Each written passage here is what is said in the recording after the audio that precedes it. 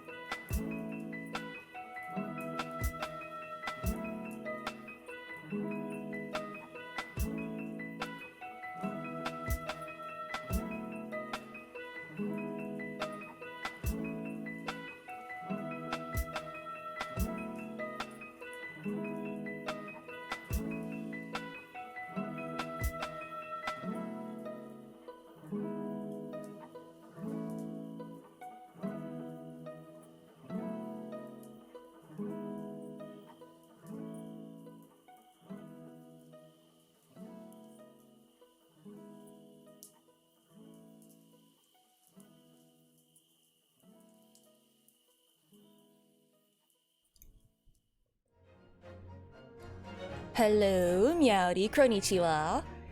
And hope you had a good holiday or break or whatever it was. I am definitely on time. Uh-huh. Absolutely.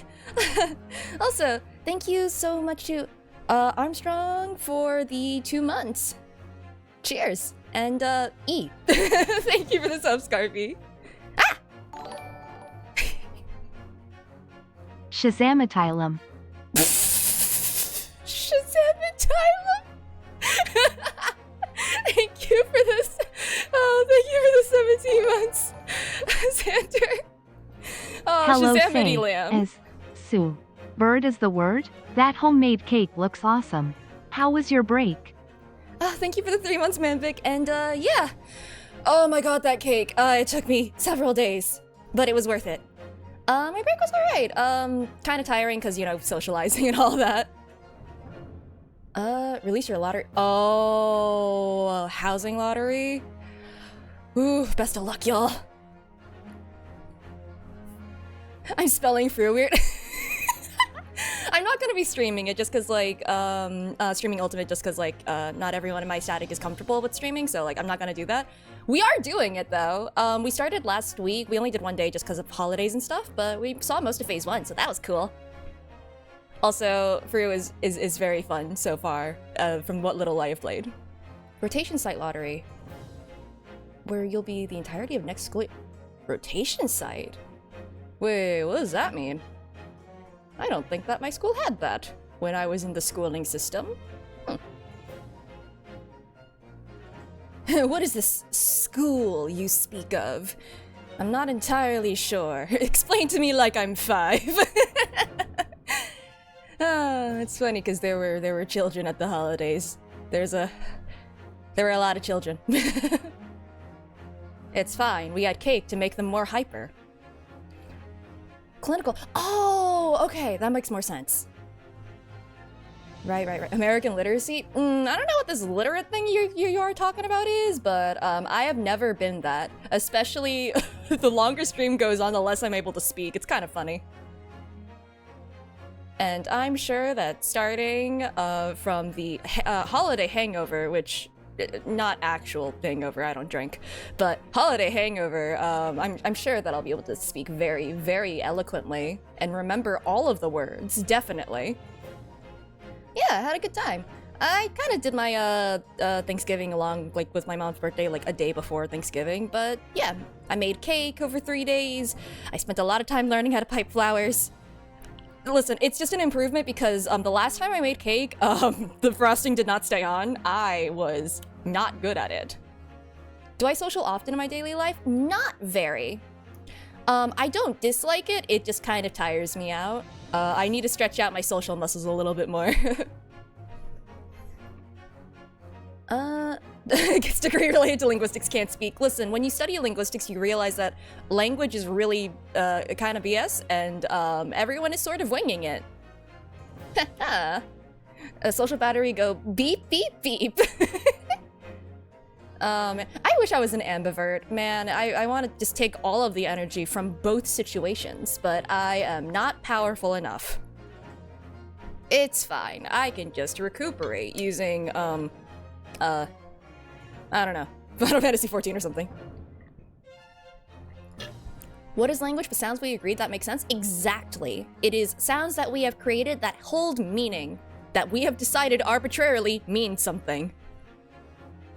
So, you know, as long as we get what we're saying, it's fine.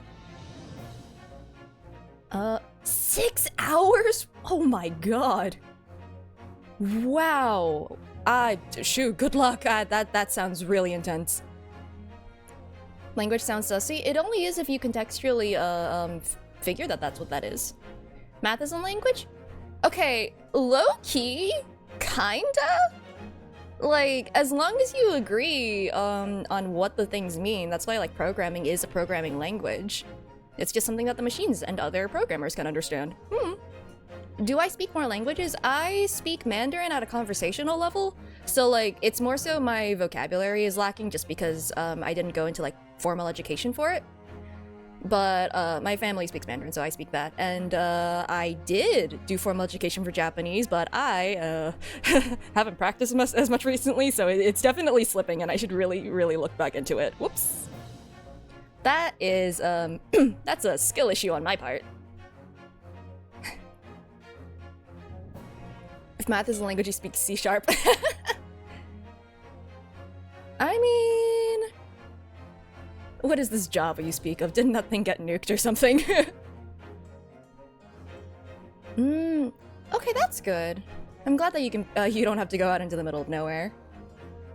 Send me to Japan for 6 months. Listen, my son. You are assuming I'm gonna be stepping outside during those 6 months, you know? You assume a lot of me. Oh, apparently we got a button mash emote. That's neat. Cool. Thanks, Twitch. Sure. I don't mash buttons often. Unless I'm playing web fishing. But, I think I should probably go back into this. Assuming I remember what happened last. I just remember, like, Vampire Edgeworth. Bash muttons, that makes me think of muffins. Although mutton is an actual food too, but I'm thinking of muffins now. I do have some. I'll get them later. It's fine. Partner! We had a partner once. His name was Kazuma. Anyway. Oh god, what happened last? Hey, history, can you tell me what happened last? We're hearing the testimony of Willy Wonka. Yes. That's what we're doing. He didn't do the murder. He, well, yeah, obviously. But, gloves, carriage, extra person, probably under the seat cushion. I think. Yeah, it's coming back. Munching a cane? Oh yeah, there was a guy who was eating his cane. Although I think he was one of the jury members, so they're not like, well actually, could one of them be the actual person? Or is it only ever the witnesses? He allegedly didn't do the murder. Well, I mean, it's probably safe for us to say that Willy Wonka didn't do it. He's probably not a great person, he's a loan shark, but like, he probably didn't do the murder. Something like that. Me too. Now, maybe what actually happened that night will finally become clear. Great, because I don't remember what happened. Oh yeah, it's Santa Claus! We're still in England? We are still in England. I don't think we're leaving England. I think we're stuck in England for the time being. Let proceedings be resumed. I don't remember what anybody sounds like. It's fine. Mr. McGilded, have you been listening to the discourse of the day? Like, it is Willy Wonka. It just is, right? Oh god, what did this man sound like? To be sure I have, my lord. There are now two matters on which the court desires to hear from you. The first is whether or not there was a third party with you in the omnibus cabin, as proposed by the defense. The second is that if such a person was indeed present, why did you conceal that fact from the police? I'm sure Vampire Guy's still over there, I don't know, deconstructing and reconstructing his glass. Egad, no! 'Tis not in my nature to hide anything at all! It's evolving. Just answer the questions, please. The truth of the matter is, I don't know what's happening with the... Okay. Gaming? Oh shoot, thank you for the 2 months, Proxy! That's Doug Dimmadome, owner of the Dimsdale Dimmadome. No, his hat's not tall enough, it isn't stretching off the screen. The truth of the matter is, I've been desperate about this all along. Do I tell yous all, or keep me mouth shut? Tell us what, Mr. McGilded? The fine fella representing me is absolutely right. In the carriage on the night with myself and the other man, there was another passenger. It's true? Then why didn't you say anything? Aye, and 'twas me who helped the little urchin get away after it all happened. Why? Why did you do that? You... What? Yeah, me too, actually. What the heck? You're about to be put to death. Why would you do that? No, Magnus McGilded. That convenient excuse can't save you now. I'm truly sorry, so I am, Lord Van Zeeks. He's just quirky. Yeah, you know. I'm sure you'll be wanting to know why I said nothing when I was taken in by the police. I do be having a very good reason, I assure you. Which was? Well, the little child was just in the wrong place at the wrong time and not in any way involved, you see. What? If the police had known the Wee one was there. Are you Irish? I actually have no. Okay, I don't know what's happening. I'm just gonna let it fully evolve. It's Willy Wonka. He can be whatever he wants to be. They'd have assumed she'd done it. They'd have hauled her into this here courtroom just like myself. I was only trying to spare her that.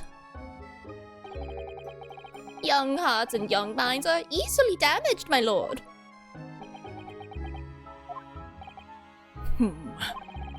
And who was this young child of whom you speak? I don't think he's gonna tell us, right? Oh, never mind. That? I don't know. You don't know?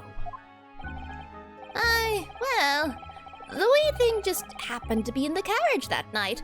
I never saw her before or since. Objection! We have absolutely no reason to believe this man. The prosecution calls for the witness's statements to be disregarded by the court. You know, I wouldn't be surprised if the urchin is here in this courtroom as we speak, listening to the proceedings. What? Oh no! He's dead! Oh no! Wow, it's almost like having an open flame is a bad idea in the courtroom. What is going on? Be careful, Mr. Naruhodo. Cover your face. Bailiff, don't let the accused escape. Secure the omnibus. I hereby call an emergency recess. Bailiff, ensure the defendant is in custody and clear the courtroom. And also air out the courtroom. We were hurriedly removed from the smoke-filled courtroom by the bailiff. Amid scenes of chaos as people stumbled over one another in their desperation to flee the chamber. Hey, this isn't in blue, so he's saying this out loud, right? We had no idea what was happening. All we knew was that, for the time being at least, the trial was suspended. Oh, I probably could have went on for like an additional like maybe 3 minutes last time to, you know, get to this screen. Whoops! It's all good. Well, dang, can't believe that the murderer got away. That's it, all over.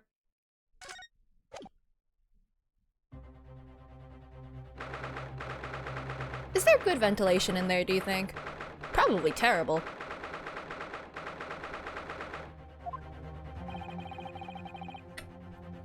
What on earth just happened in there?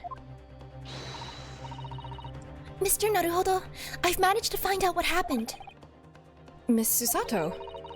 I was told it was an advanced form of smoke grenade, a type of exploding device that releases smoke. A smoke grenade? It sounds like the sort of thing ninjas use. I mean, Susato has definitely heard his inner thoughts before, so maybe he is just muttering to himself, which, yeah, that's a mood. They're just making sure everything is safe now. I think the trial will start again before long. But who would have done something like that? Probably the guy that Willy Wonka called out. Just, you know, oh, they're probably here. Bang! The police managed to catch someone who was trying to flee the courtroom, apparently. Flee the courtroom? Why? Well, it's a young girl of around 15, I hear. A young girl? Then could it be the other passenger that Mr. McGilded was just talking about? My thoughts exactly. So he wasn't lying. Oh, what's become of Mr. McGilded, actually? There are so many things I need to ask him about, but he's not here. I think he was summoned to the prosecutor's antechamber to answer questions. Along with the young girl. Who is she, I wonder? And what was she even doing here at the trial? She was taking a huge risk, and for what possible benefit to herself? There's another matter that's troubling me. What's that? The 20 pence. Oh, Oh, yeah, that's actually true. According to the coachman, Mr. Beppo, I'm guessing she's gonna say it right about now, actually, but it's like, if I remember correctly, the 20 pence, it's theoretically everyone was supposed to be paying 4. Or 3 or something like that. I forgot what number it was, but it was supposed to be like there were 3 passengers and they were all paying a certain amount, and then it turns out that actually the guy was raising the prices, and that's why we thought that there was an extra passenger. But there is an extra passenger, and he did raise those prices, which means that she was hiding somewhere, probably. Honestly, thank you for the recap, it's been a while. He took 4 Oh, okay, 4. He took 4 passengers that night at a fare of 5 pence each. That comes to a total of 20 pence exactly. But now it seems there were in fact 5 passengers. Which means the figures don't seem to add up again. She's right. That is strange. It was probably the seat inventory cupboard thing. Like, you can probably fit a person in there if they were small.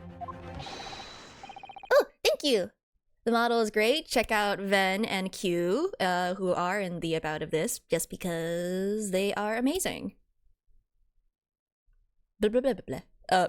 Counsel for the defense, kindly proceed into the courtroom. Brett and Fred is actually on my list. I just need to... Logistics are very difficult. And I think I'm stuck in Great Ace Attorney for the long haul, because this comes with the second game.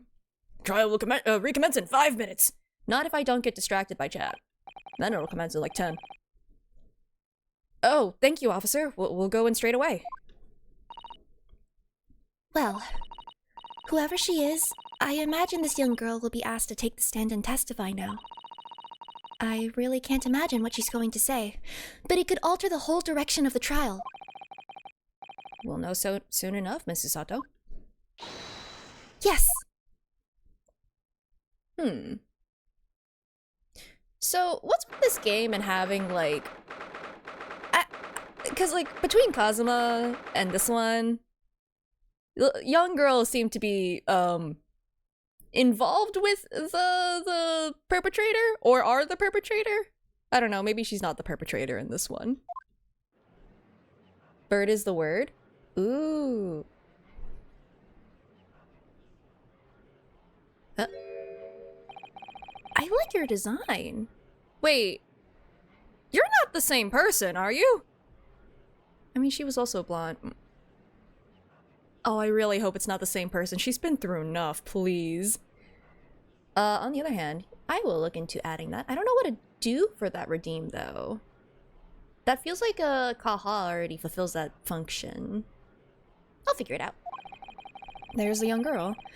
She must have been the one who caused the disturbance before. Please don't be the same person. Please don't be the same person!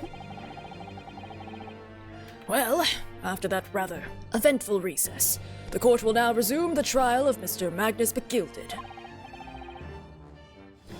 Now then, Lord Van Zeeks.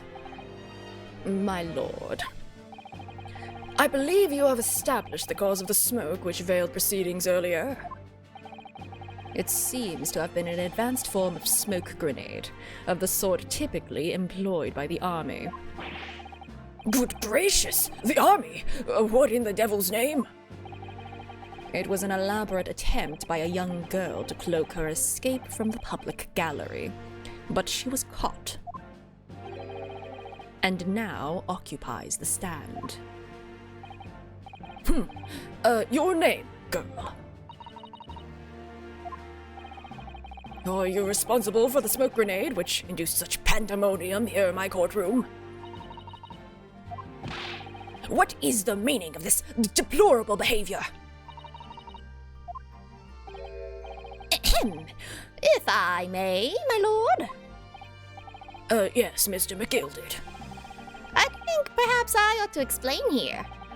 Why it is that this wee lass was here in the first place, and why she tried to bolt like that. 'Tis all tied up with the events of that night, so it is. Very well, Mr. McGilded. Give your testimony. You will explain to the court exactly how this young woman is involved in the case. Just what did happen that night? It's not like a defense lawyer needs that information or anything. Yeah, we haven't really gotten to talk to our client. Whoops. The young girl. On the night in question, I took the back seat in the omnibus and promptly nodded off. Then, Begara? a loud thud and a wee scream woke me up with a fair start. There was a fella collapsed on the floor on my feet, so I sat him up on the seat across from me. Then I turned to find out where that scream had come from, and bless my soul, what did I find? There was a child in there, all curled up in a ball, hiding her wee self away. Gonna need more than that, my guy. I remain somewhat baffled, I confess, but from what I gather on the night in question, this young girl was indeed riding in the omnibus. Is that correct? 'Tis exactly as the defense counsel said. This lass was the 5th passenger, my lord.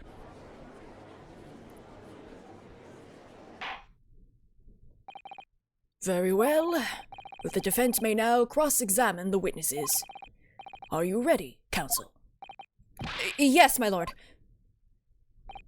Or rather, no. I have no idea where to start. Why are you looking at me? Hello?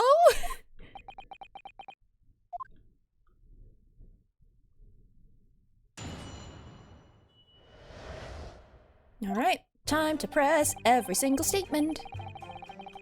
Hold it! And when you first got onto the omnibus, were there any other passengers already on board? There were not. The cabin was empty, and there was no one on the roof deck either. You were the first passenger, as it were, I see. Aye, and that's why I took the backside as I did. 'Tis the most comfortable, so it is. Could you explain exactly what you mean by the back seat? By all means, 'tis how you already described it earlier. I'm talking about the seat opposite the one in which the poor gentleman who was stabbed was sitting. Like I said, 'tis the most comfortable and where I feel most at ease. And of course, I enjoy gazing through the skylight from time to time as well. You are weirdly silent. Hold it! A loud thud, you say, and a scream? Aye, that's right. How can I explain it? 'Twas like the sound of someone falling to the ground. That sort of noise. So, you think it was the sound of Mr. Mason falling to the floor having been stabbed? Well now, you'll remember I was asleep at the time, so I wouldn't like to say. And when the sound woke me and I opened my eyes, there wasn't a soul to be seen in the carriage but the fella on the floor. You didn't see anyone. But at the same moment, you did hear a scream. From the seats above you on the roof deck, I presume. Not above me, my lord. No, my lord. 'Twas from inside the cabin. But I wasn't altogether thinking about the scream. No, I was too stunned by the desperate sight before me eyes. Yeah, I guess a body in front of you would be pretty distracting. That's entirely valid. Hold it! You sat him up? The victim, you mean? That I did. On the seat across from me, as I said. I could plainly see the poor devil was already gone. And you wouldn't leave a dead man just lying on the floor now, would you? 'Tis common courtesy, so it is. I find that a little hard to believe. Ara! Excuse me? Is this man going, Ara? Okay. Lord Van Zeeks, now, why would that be? Ara! Yeah, that's fair. I'll give you another one. Ara. There. You get a legit one, too. 2-for-1 deal. You wake to find a man lying dead at your feet in a carriage. Any normal person would hail the cabman. I guess like a ara. Ooh, that feels creepy. No. Any upstanding member of London society, that is. Well, now, as you know, I'm in something of a special line of business. The business of lending money at exorbitant rates of interest. Unfortunately, my lord, not everyone is thankful for the help I offer them, and some would even see me dead. So I do try, where at all possible, to avoid getting myself in a tangle with trouble. Are you suggesting you were just going to leave the man there? Heavens alive, no. I was always intending to report it, so I was. Only I had a mind to find out the whys and wherefores first. The whys and wherefores. Right you are. There were some details I wanted to understand before anyone else got to meddling. That wee scream I heard, for example.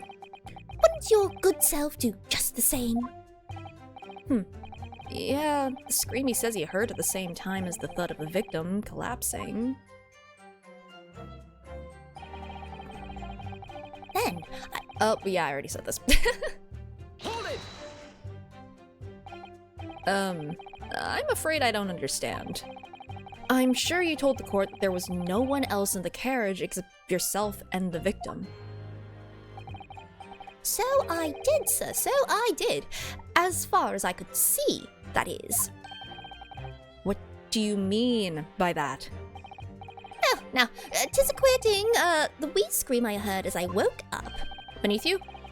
It came from, if you'll excuse the vulgar expression, under me backside.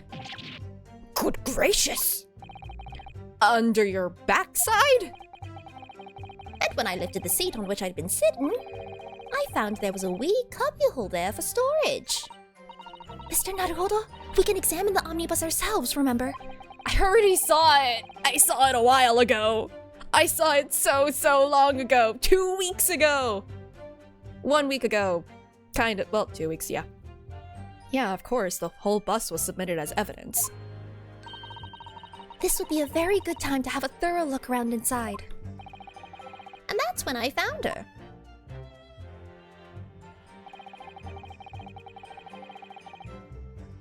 Okay. Hold it! You say she was hiding herself. Aye, that's right. 'Twas hard to see in the dim lamplight, but she was all curled up in a wee ball. When our eyes met, well, me heart nearly stopped beating in my chest. You're really overacting this. Still and all, I pulled her out from under there and sat her on the seat opposite so I could have a wee chinwag with her. The seat opposite. That's right, just next to the dead gentleman there. You sat this young girl next to a corpse, sir. Yeah, as any upstanding citizen would do, I guess. Well, as I'm sure I mentioned, a gentleman in my position can all too often find himself in mortal danger. So, I needed to find out just who this urchin was, you see. So I sat her next to a corpse. And while I was in the middle of talking with her, I heard another scream, a fella's voice this time. Presumably, that scream was Mr. First, who was sitting on the roof deck seats. Right you are again, I would say, sir. Looking down through the skylight, he must have seen this young girl and the gentleman with the knife in his belly. As one does. In other words, the previous witnesses did not, in fact, see you at all, Mr. McGill did. What they believed to be yourself and the victim was, in fact, this girl and the late Mr. Mason. Aye, my lord. I was, as I think everyone understands now, sat at the back of the carriage out of sight. She doesn't have, I mean, she could have a different outfit now, but she doesn't have gloves. And I do remember that the picture had gloves. I will check right now, in fact. Wait, wasn't there like a picture? Wasn't there a picture? Or maybe they just mentioned it. That might have been just something that they talked about. The glove situation. Okay. It is certainly plausible. The defendant is somewhat diminutive in stature, and readily confused, perhaps, with this young girl. After that, of course. With the scream from the gentleman over us, the driver realized something was wrong and pulled up the horses. Thank you. I've heard enough. The events as explained are clear in my mind. However, at least one conundrum remains. Who is the girl? Her name is Gina Lestrade. Like the... Okay, we got a Sherlock reference. Alright. Huh. Gina Lestrade, my lord. She's a chancer, earns a crust among large crowds, relieving people of their purses. What's commonly called a pickpocket. What? This girl here? A petty thief? Really? Interesting. Huh. Why is it spelled like that? Well, thank Sei you for Sou the... cat go spin. I will probably fix that at some point. Regardless, thank you for the 3 months, Miria. Order! Order! Is this true, Miss Lestrade? Is it Lestrade? I've always heard Lestrade. Maybe I'm crazy. I might be crazy. Miss Lestrade, you will answer the question. Is that a gun? You can't just shoot the judge! You know, if you weren't gonna be convicted then, you're gonna be convicted again. How dare you? What is the meaning of this? I'm gone. Peace. Oh! The girl. She's gone. Open your eyes. Open your eyes. I'm over here. Good gracious, how? Teleports behind you. Nothing personnel, kid. What was the point in that little sidestep? The judge, like, how did she do that? Everyone else just watching her move quietly to the side. I know what you lot are thinking. Grown-ups are all the same. This dirty little dipper, you'll say, slipped up and got caught on the job. She got herself backed into a corner, so she knifed the gent. Go on, that's what's in your heads, ain't it? No, not at all. This is a court of law. We're here to determine the truth, not cast... Oh, goodbye. Well, the game over. We're gone.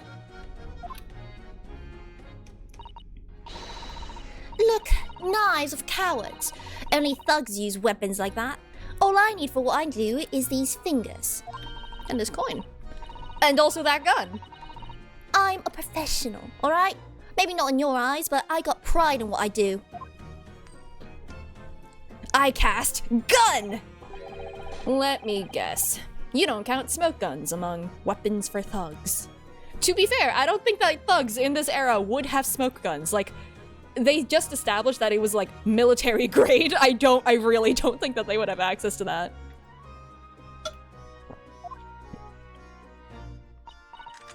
Oh, this? Yeah, it was in the bag I lifted the other day. Down where they kept the Wait! That's Sherlock Holmes! I'm sorry, Sherlock Sholmes's! Right? He has the little flower motif going on with him. That explains a lot.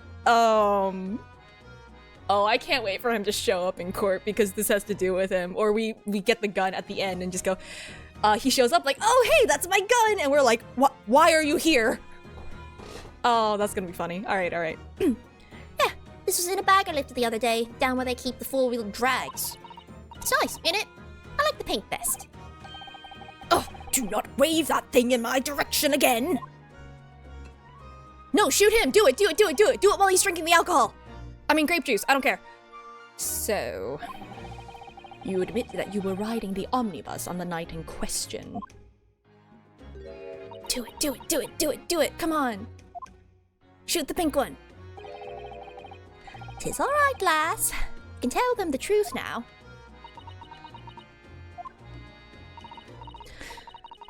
Alright, yeah. It's just like the— Oh! He is Irish! Okay, noted. It's just like the Irishman said. Great, now I get to use a really bad Irish accent. Ooh! The court accepts this girl, Miss Gina Lestrade, as a valid and significant witness in this case. Accordingly, young lady, we will now hear your testimony, if you please. You will tell the court exactly what happened in the omnibus on the night in question. Alright, if I have to.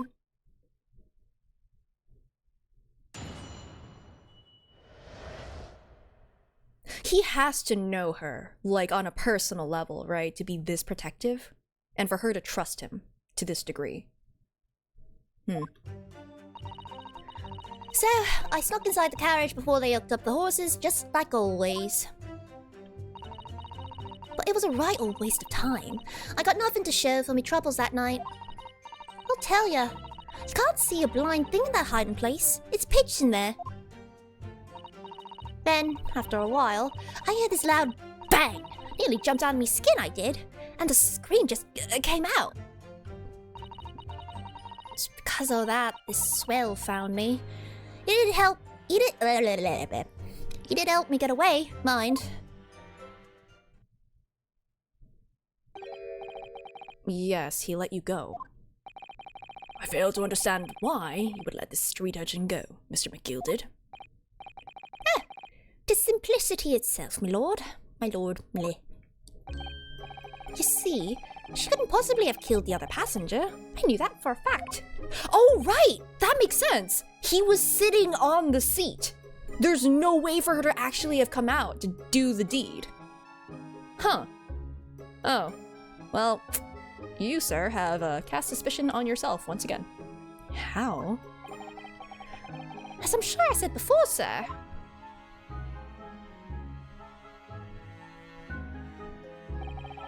I was sitting right on top of the place where she was hiding herself. I think a demonstration is called for. I'm sure the audience will not be able to see anything. This is where I was sat that night.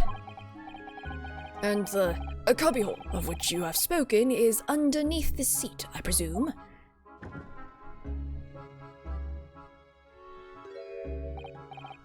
Yes, it does appear it's just large enough to accommodate someone of the girl's stature.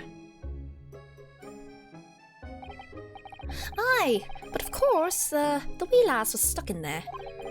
Because I'd parked myself on the seat for the duration. Ah. So, you see, that's why I let the blast bolt. I knew that if the police found her there, they'd automatically assume she'd done it. But I couldn't live with myself if a young life was ruined when all the time I knew she was innocent. Even though you must have realized your action would result in your own innocence being called into question. Not at all, my lord, not at all. Where? I knew in my own heart that I was innocent. So, I thought it was worth taking a punt on my own good name for the sake of this less fortunate lass. My goodness. What a perfect gentleman. My lord, this fine example of a man cannot possibly be guilty of a heinous crime like this. I'm ashamed of myself for ever doubting you, sir. Nice! We are back to- oh wait, no! We're winning! Oh, I can't wait for things to go completely awry again. With calm, calculated reasoning, one arrives clearly at the truth every time.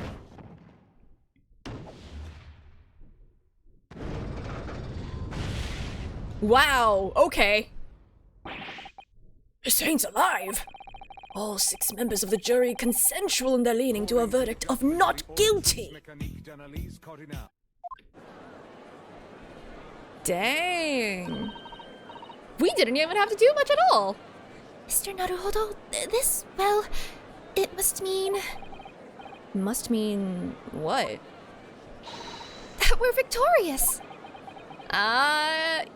Yeah, me too, Ryunosuke. I don't think that we have. It's unsatisfying to leave it here, you know? We've won? Are you sure? Objection! Yeah, there it is.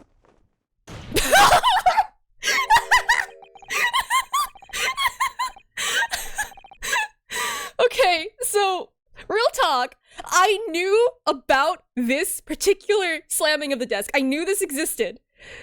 But I wasn't expecting it. I don't know why.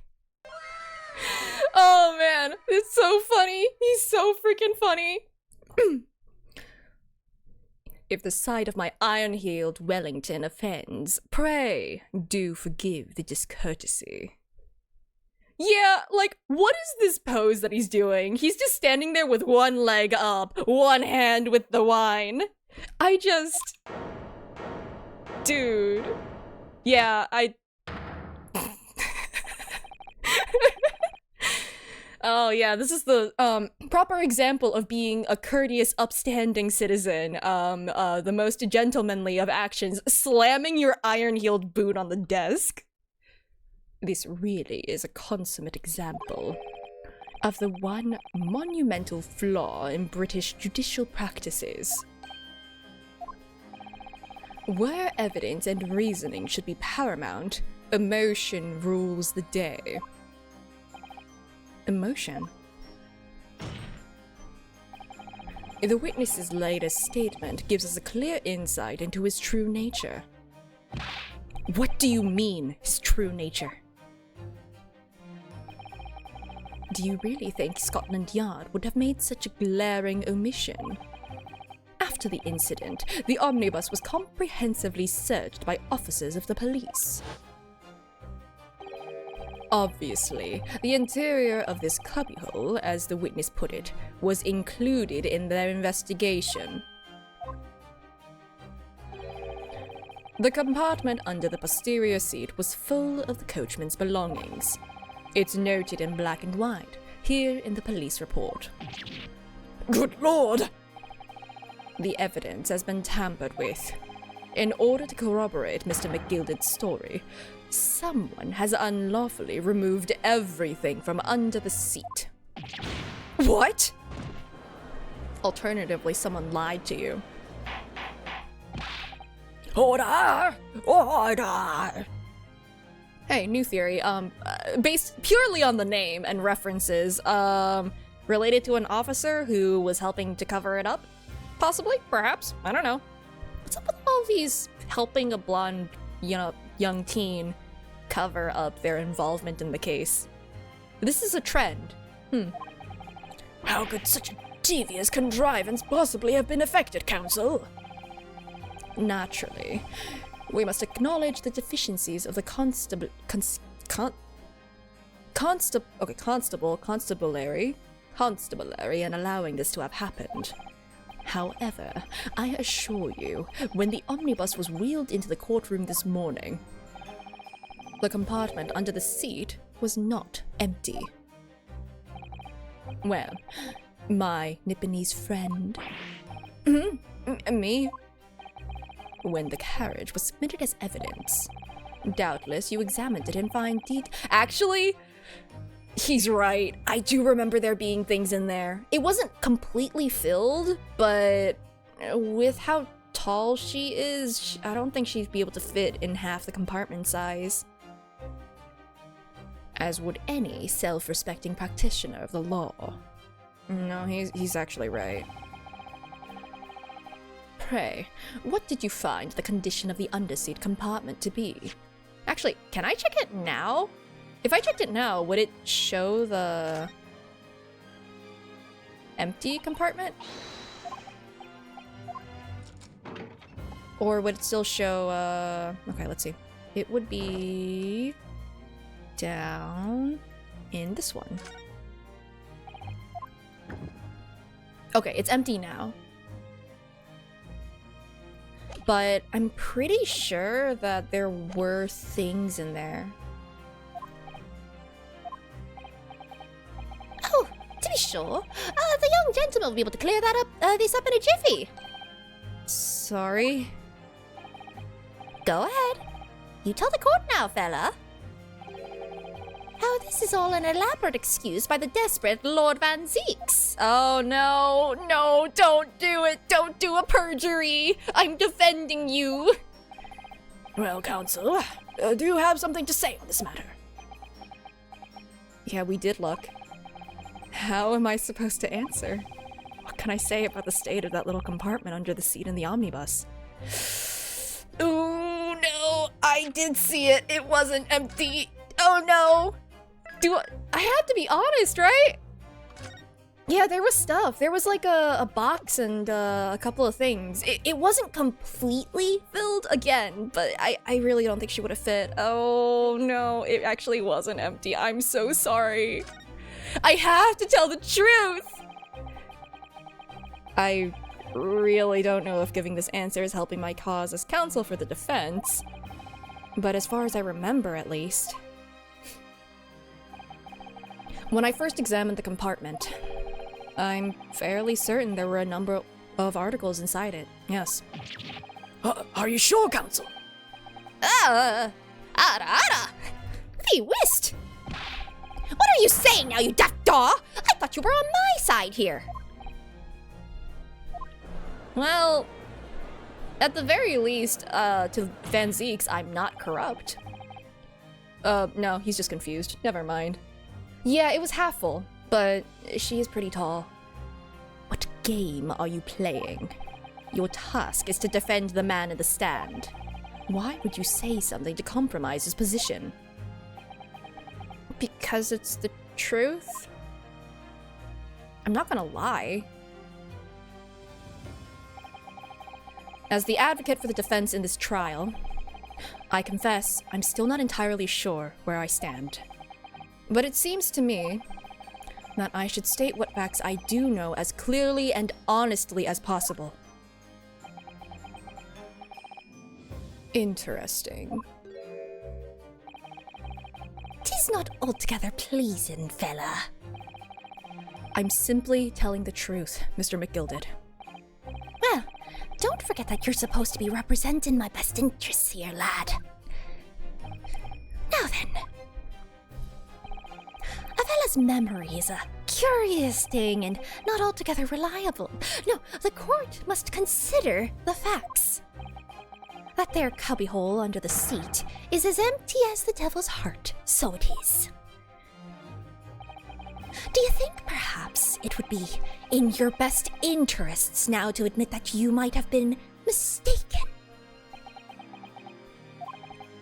Why do I feel like something's not right here? I should like the jury to weigh in on this matter, I think.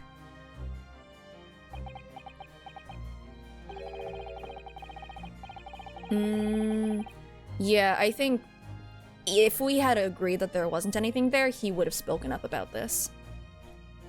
That compartment is designed to house equipment used to maintain the smooth running of the carriage.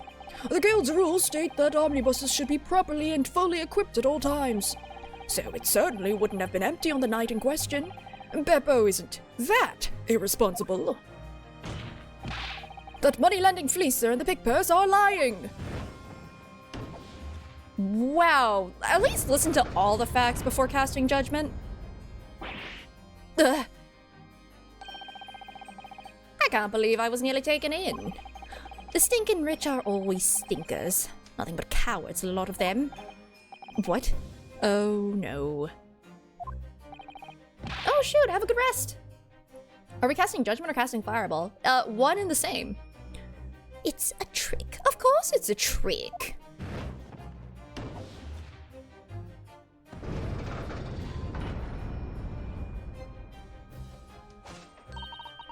Yeah, Vanzix really does have a point about this system being incredibly flawed.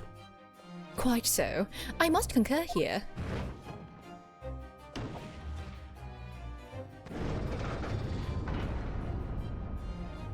Can y'all please listen to the entire thing first? With calm, calculated reasoning, one arrives clearly at the truth every time. Yeah, your truth has changed like 3 times over the past minute. Yes, but every time me too. But every time a different truth, it seems.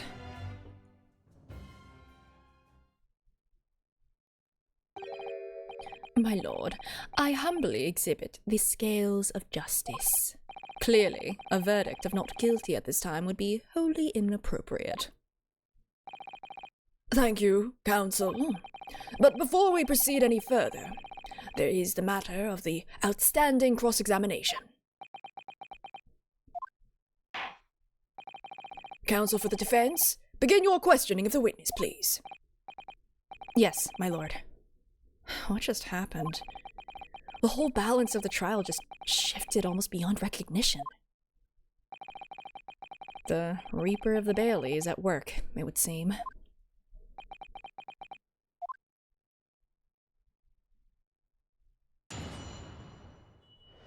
I feel like he's grudgingly respectful of us. I don't know. Maybe he's less racist now. Hold it! So, you were already in the omnibus before it even set off on its run? Well, yeah. Well, yeah. Well, yeah. I mean, what's the point of spending a joey to make a few bob, eh? That's a rum idea, innit? I suppose she means there's no point spending money to make money. Actually makes sense. Counsel, may I remind you that this girl is a petty thief.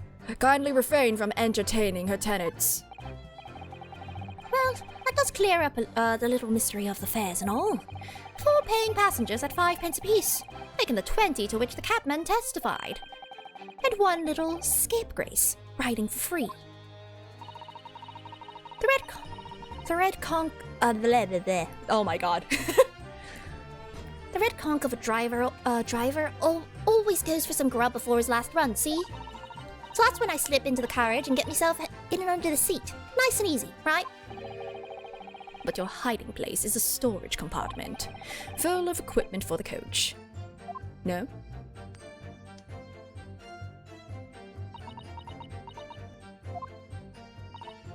Yeah, there's brushes and buckets and whatnot in there, sure. I always chuck all that out and cram it in a corner somewhere. No one ever seems to bother much. And yet, according to the report filed by the police officer who first arrived at the scene, the compartment was full of such paraphernalia. Well, I don't know nothing about that. Like I said, I moved all the stuff out so I could hide under the seat. It's all I can tell you.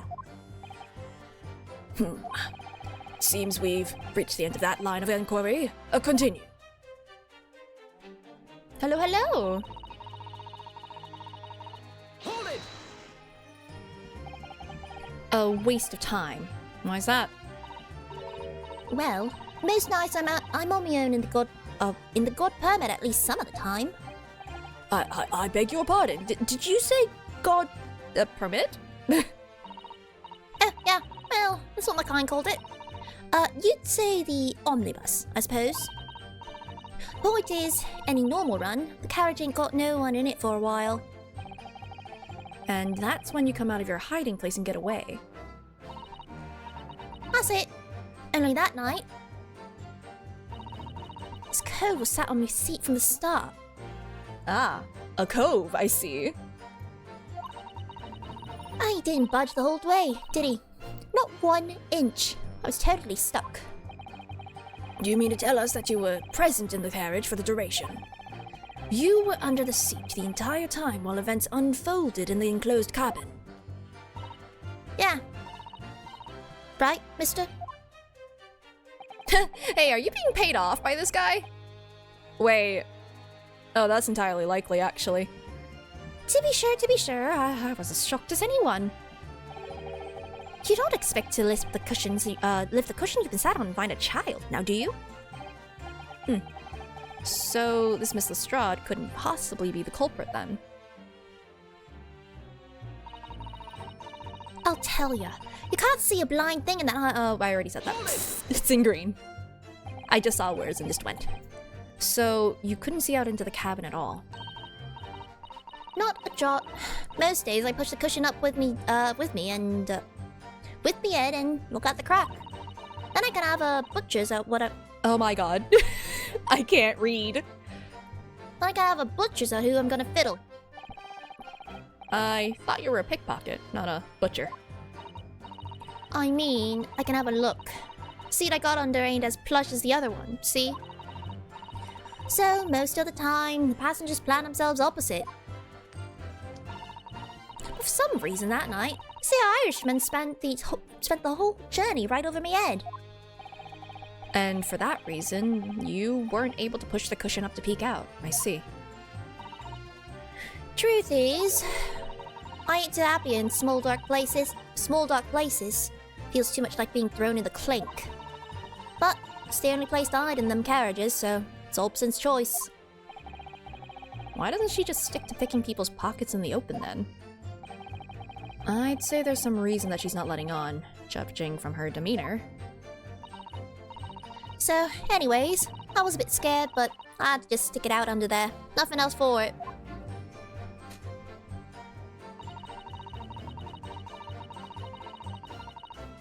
Hold it! When you say a loud bang, do you mean the noise of someone falling to the floor? Could have been, I suppose. I don't remember so well. Point is, it made me jump. And you let out a scream, involuntarily. That's right. Then I felt the cushion over my head get lighter all of a sudden. Presumably when the defendant got up in order to help the victim, yes. Or not.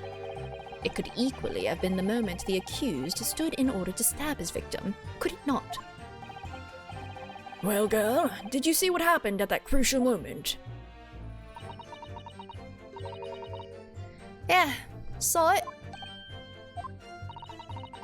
I pushed up the cushion and had a quick butcher's while I had the chance, didn't I? The Irishman was sitting up the bloke while I'd fallen on the floor on the seat opposite. That matches Mr. McGilded's account, of course.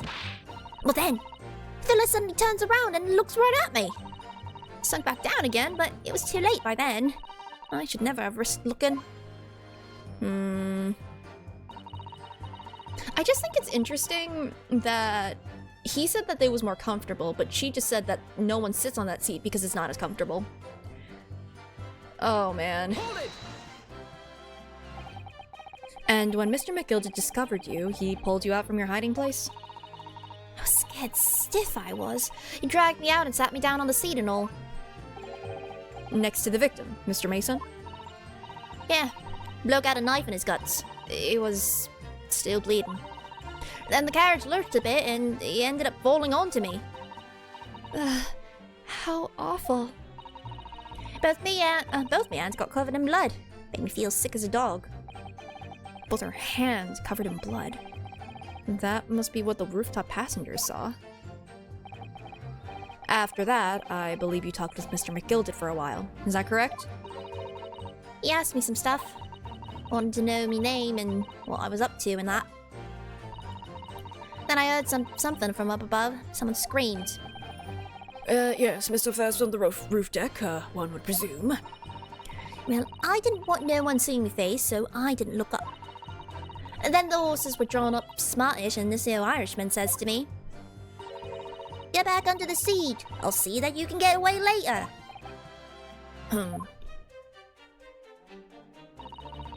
All 6 members of the jury had decided the defendant was innocent. Actually, I believe mandatory health break very soon, so I will be right back, refill some tea and all that. Oof. think that's a good spot. Alright, I will be right back for about 3 minutes.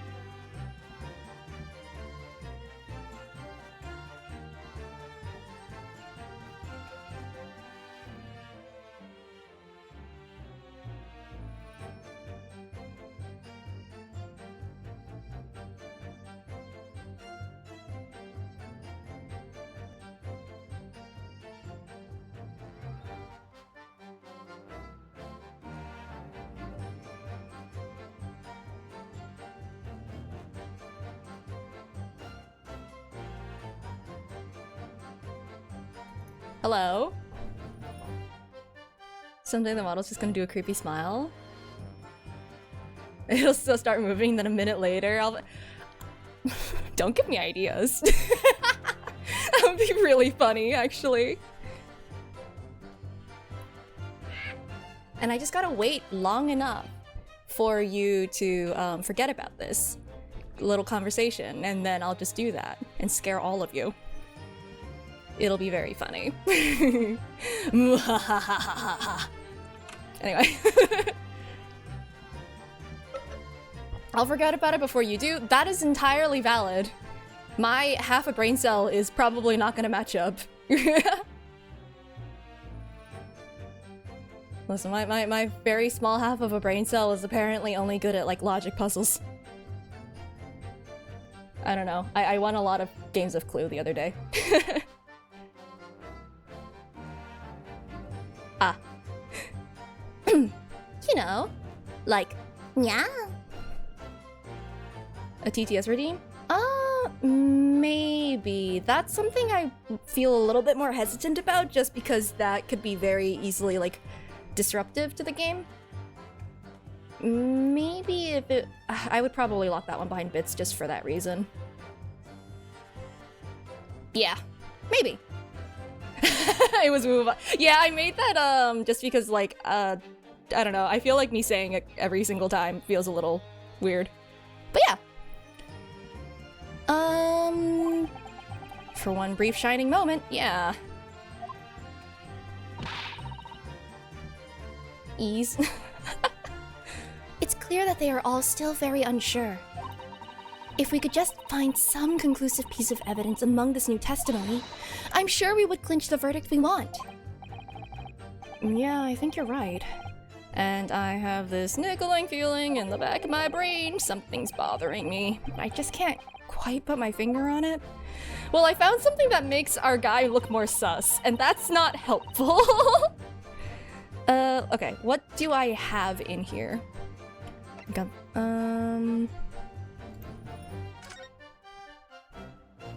that's not gonna help me.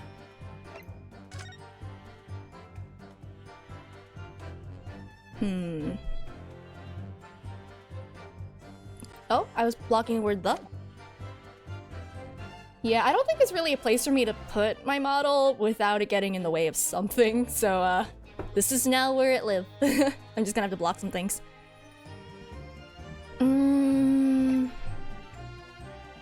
I don't think that's gonna help me here. We've already established the carriage stuff. Actually, wait, can I look at the seats? Does it say that one is more plush than the other? Because if it does say that specifically, then I might... Oh god, I'm gonna be proving my guy more guilty. That's not great. This seat looks reasonably soft, but it's actually rather hard when you sit on it. And only just wide enough for two gentlemen to sit side by side, really. Of course, an English gentlewoman would be dressed in such finery. It would be quite impossible for her to climb up to the roof deck, so she would have to be seated in here. Woman in a kimono would have the same problem. Women's clothes are very impractical, aren't they? Yeah, you and me both. I want more functional pockets. Okay, it doesn't say anything.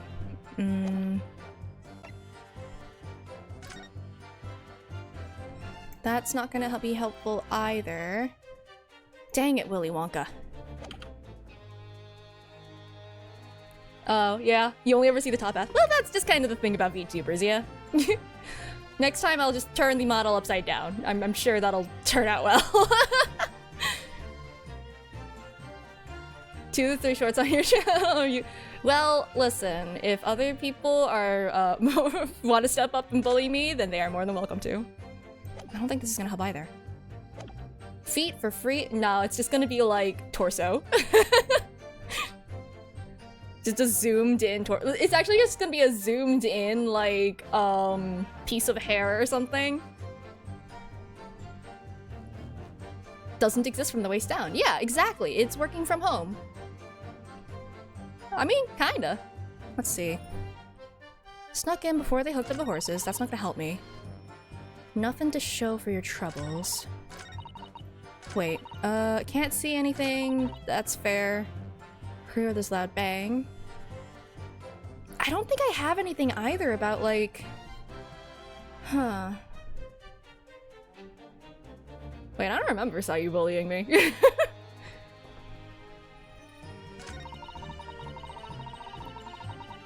I remember accidentally bullying Sayu during Duck Game when the game kept spawning me next to him. But, I don't think that ever happened vice versa. Let's see. I don't know what I have in here that, like, helps with that. Confirm selective memory. Oh, yeah, that's true. I don't have a memory. I don't know what in here is actually gonna help. I've already pressed everything, so there's no additional information. Like, he sat the guy up, apparently, which is a wild thing, actually. I don't think... Is there anything on here that would help?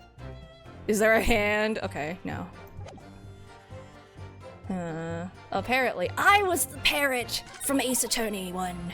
Anyway. Can't see mine thing. That's true. No.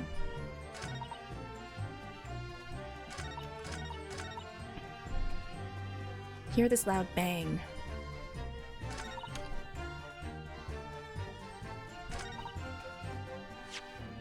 There's nothing that says anything about a scream, though. But it feels like it's one of these two. I don't know, is there anything in here? Is there a Lestrade in here? Not that that would help, but...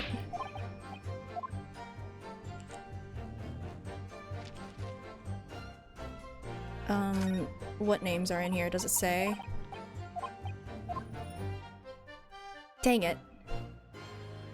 I can't read these scribbles! Darn it! Okay. That's not helpful. No. Can I unsheath the blade? Okay, no. Nothing about that then. Oh wait, no, I can. I don't think that's gonna help. Ah!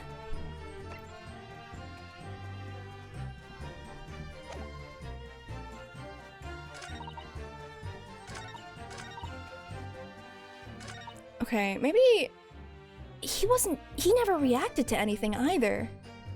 So even if, okay, if I pressed anything, did he have any reactions to anything?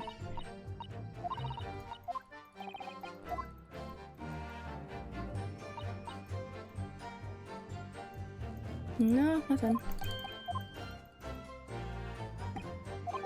Yeah.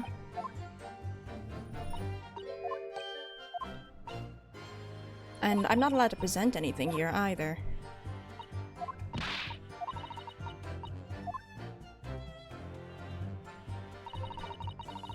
Hold it!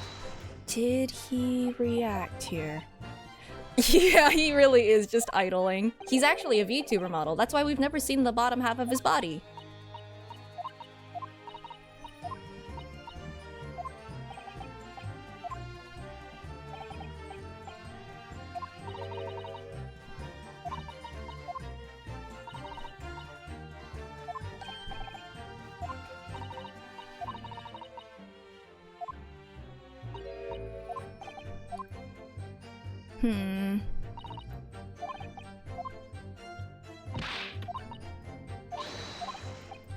I just, like, there are things that are bothering me, but it's not, I don't think it's the same things that are bothering him. Dave,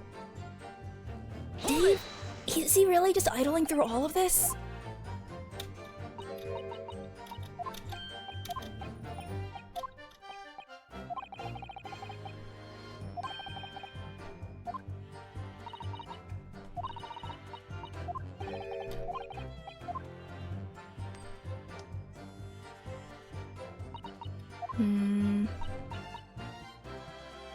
The only one that's not a VTuber is the vampire because we can see his leg. No, that's just a toggle. It's like how Corey's VTuber model has a kabedon. See?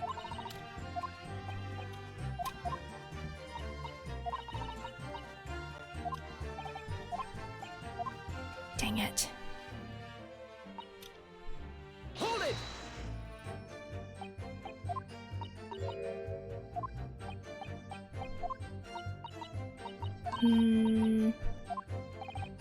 Nope.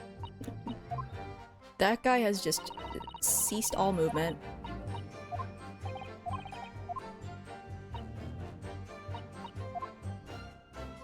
Oh, there we go. He exists again.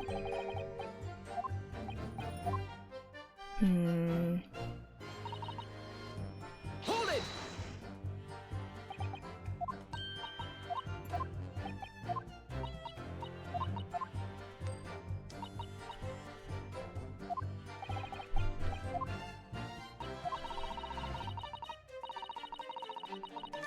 Well, no. You didn't do that last time! You did not do that last time! What the heck? Okay, I'm glad I repressed everything because I was really confused. Alright, Excuse me. what's up with that? Hey, excuse me, what's up? You're moving again. Is something wrong, Mr. McGilded? Oh, I do apologize. Was there something the matter, Council? I'm just wondering if Miss Lestrade's last comment made something occur to you, perhaps. Wait, did he actually do that last time and I just somehow didn't notice? Oh my god. You seem to be thinking something to yourself. Oh, no. It was nothing important. I didn't press that one? I thought I did. Did I not? Wait, did I not? No, I definitely did, because I remember looking at the butchers at who I'm going to fiddle, and I was like, what the heck does that mean? I do remember that. I just didn't notice... I don't know. Either he didn't do that last time, so that we could hear the whole thing, or I don't know. I was feeling bad for the poor lass, is all. I remember feeling desperate myself as a young lad, shut up in the dark. 'Twas terrifying, so it was. I see. Yes, I'm sure we can all sympathize. I'm still scared of the dark now. Ah, the wardrobe thing. Sorry, my guy. And I don't know about yourself, but I find that the darkness seems to make everything you hear seem that much louder as well. Yeah. I suppose it does. Maybe. Miss Lestrade, did you hear something that night? Anything? An unusual noise, perhaps?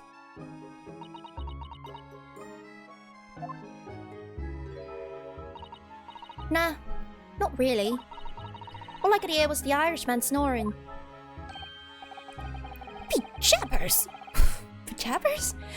There's no need to tell the whole world me foibles, you little scamp! What a pity.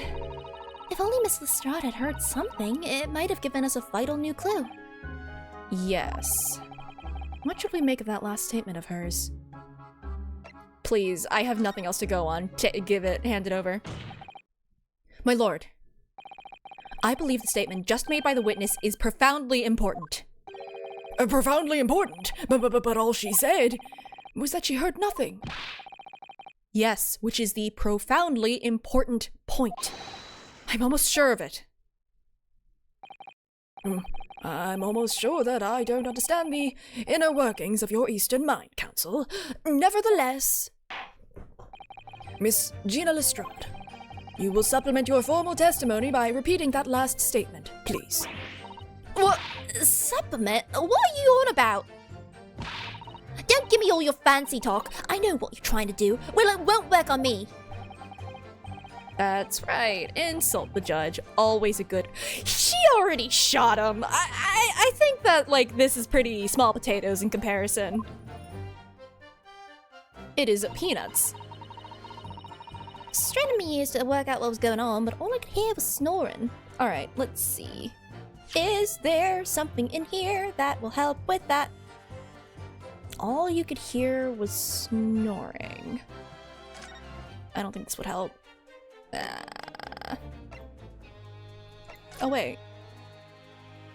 Internal hemorrhaging. He didn't die instantly. Is that what they're getting at?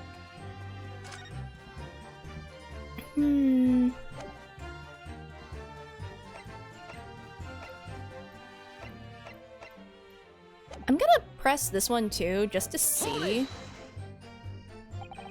So you were straining to hear what was happening the entire time, since the moment you hid yourself? Not exactly, no. Sorry? Well, there was no one else in the cabin to start with. I could just push the cushion up and have a butcher's to see what was what. But then, when I saw the swell getting on, I got my head down so he didn't notice me. And Mr. McGilded sat on the seat under which you were hiding, correct? Yeah! Would you Adam and Eve it, eh? What a mug! So, then all I could do was listen. I was waiting to jump out of there as soon as I heard him leave, see? But Woody, not likely. Even though we stopped here and there, I never heard the door open.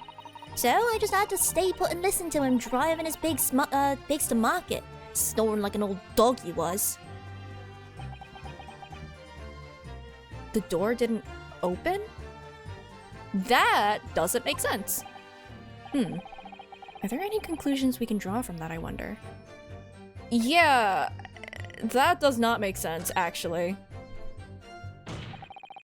Miss Lestrade, what you have just told the court is clearly at odds with the facts. At odds? Are you sure, man? Absolutely. It It seems my learned Nipponese friend is not as dull-witted as I feared. So, Van Zieks realized it too. Huh, grudging respect. I really do think that there is some there. Counsel, I must insist that you bolster your claim with evidence, or some complicit party's name, at the very least. Yes, my lord. I expect you to demonstrate that this alleged contradiction to the court.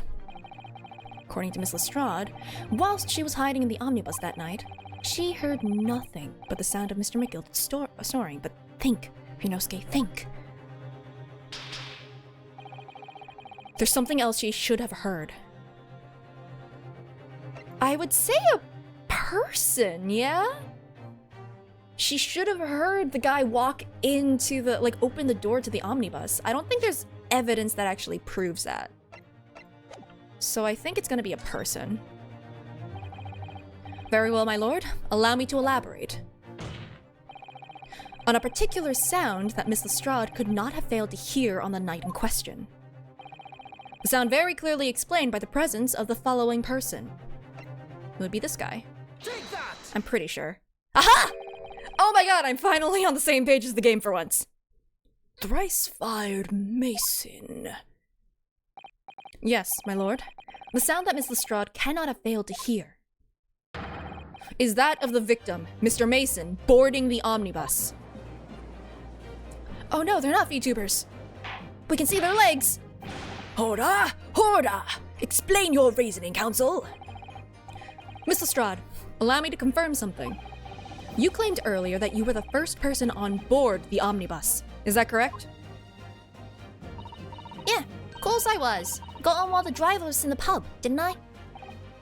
And the next person to board the omnibus was Mr. McGilded. I was. Not a soul was in the cabin when I climbed aboard. At least, not in plain sight. So, you were, to all intents and purposes, alone in the enclosed cabin on the omnibus that night. At that time, rather. Did I not just say as much? I wasn't traveling with anyone else, if that's what you mean. Yeah, I saw him get on, remember? Through the crack under the seat cushion. He was on his own, for sure. And, from what we've heard, the carriage made a number of stops after that on its onward journey. During which time, did you not hear the door opening or closing at all? Nah, never heard it. That's exactly what I was listening for, weren't it? Waiting for this swell to leave. In which case, when and how did the victim end up in the carriage? Oh! We know that the victim collapsed inside the enclosed cabin of the omnibus. Therefore, Miss Lestrade's statement about what she did, or did not, hear is at odds with the facts. Ah! Yes, this petty thief's statement was clearly flawed. Lord Van Zieks? Yes, he knew. He knew all too well that there was an inconsistency in Miss Lestrade's statement. It would seem words of thanks are in order for my learned friend. What are you talking about? You have demonstrated matters impeccably. This witness and her colorful statements are entirely unreliable. Her words are convenient untruths, nothing more.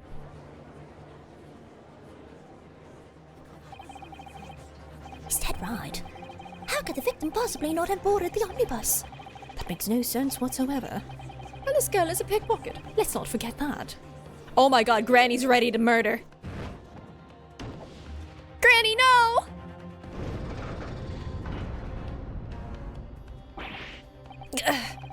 She didn't even say anything. I didn't want to judge the dear little mite just because she has some rather naughty ways. But I must say, Granny's disappointed in you. I can't abide liars. And neither can I. Mr. Foreman. I didn't want to judge the girl just because she has some less than salubrious ways. But I must say, I cannot abide liars.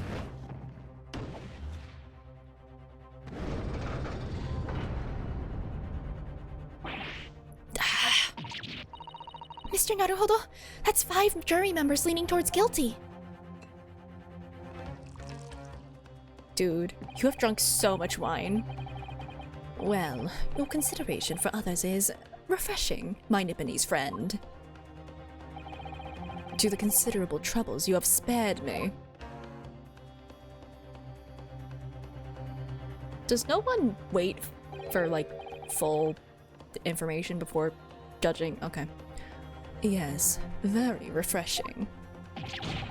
Gah! Gah! What are you playing at? Have you forgotten who you're working for, you useless Eastern Amadan? Ugh. Stop licking that, jeez. This is carnage. It's perfect. Juror number 2 is the only one left. Mr. Naruhodo, the way this is going... I know. If we can't find some new way to convince everyone of Mr. McGilded's innocence, the judge will rule and we'll have lost. I very much wanted to believe the words of one of London's most respected gentlemen. You think it's juror number 3? Oh no! But those of us in service know we must accept hard truths. Does no one want to listen to the whole thing for— Thank you.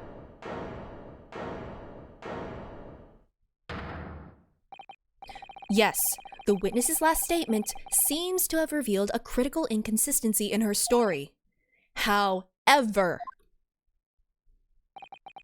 if we consider the possibility that her statement is in fact the truth, it may shed an entirely new light on this whole case. What are you saying? Counsel! I'm sorry, sir. Whatever do you mean? That means that Wonka is lying. Possibly. Perhaps. I clicked off so that I could check a thing. Okay. Counsel, I will not tolerate you attempting to prorogue my adjudication. Explain yourself at once. Yeah. When the accused boarded the omnibus in the night in question, the victim was nowhere to be seen. Subsequently, the carriage door was not heard opening a single time, as testified by the witness in the stand. And yet the victim's body was found inside the carriage. If this petty thief's words are to be believed, how do you explain the victim's miraculous appearance inside the cabin of the omnibus? Magic! Nah, they went in together, probably. Only one way to explain how the victim came to be inside the carriage. Yeah, either he was... Yeah, okay, he was in there already. Clearly, he was in there already from beforehand. I don't know. They're wearing a similar outfit. Okay, that's probably not that. Another entrance? Really? That's the only other one that makes sense. I didn't consider it, but it does make sense. Probably. Possibly. Okay. Tell me, my learned friend, what was the function of that clearly in your last sentence? Yeah, that's fair. The clearly is troubling you. Okay, okay. I get it. By beforehand, yeah, that's fair. I get it. I'm wrong. You don't need to bully me anymore. Okay. That's fair. Gotta ramble more relevantly.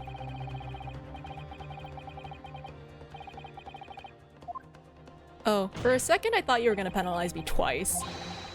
Okay.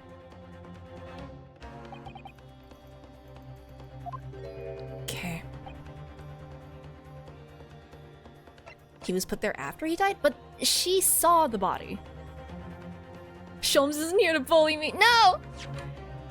Because based on her testimony from earlier...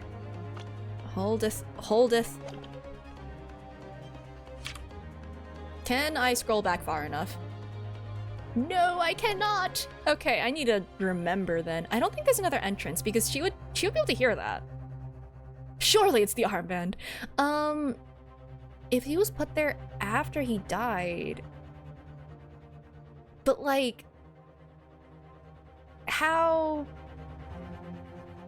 How? How would that not make a noise? Because she saw him, she sat next to him. That doesn't make sense. So it has to be this one. Can I look at this thing again? Is there another entrance? The window doesn't have a way to open unless it's from the way. There is a latch on here, isn't there?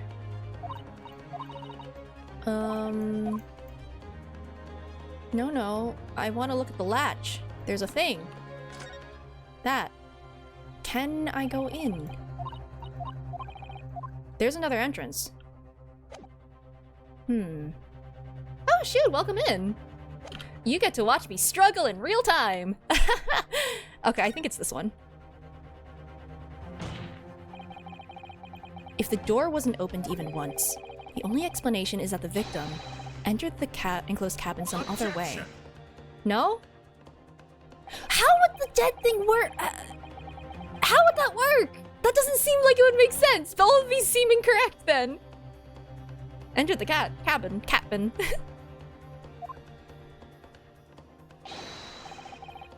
Okay, no, I think this is...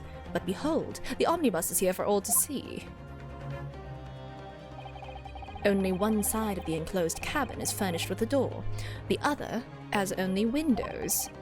Fixed windows which cannot possibly open.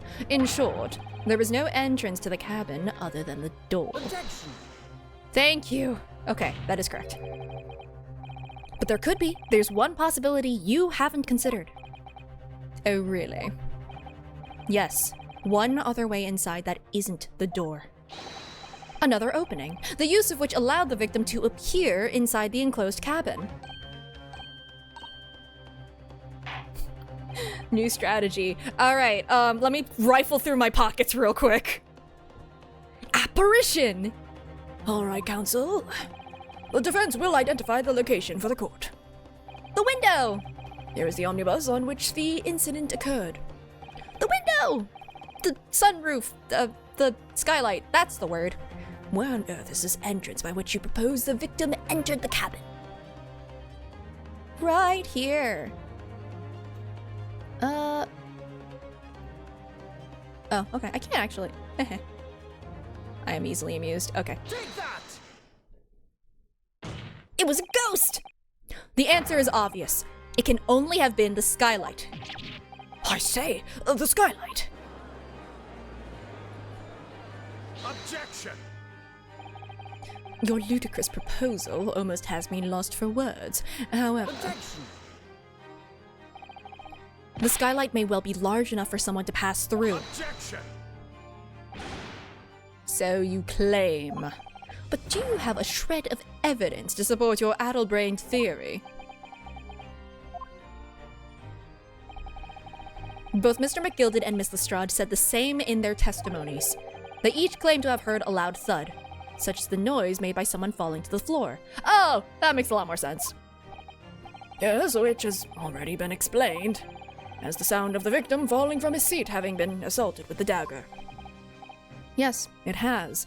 But would a man slipping from the seat onto the floor really have made such a loud noise as the witnesses describe? A noise loud enough to cause Miss Lestrade to let out an involuntary cry, in fact. Good gracious! Perhaps, in fact, that was the moment that the victim made his entrance into the cabin. No, let me rephrase that.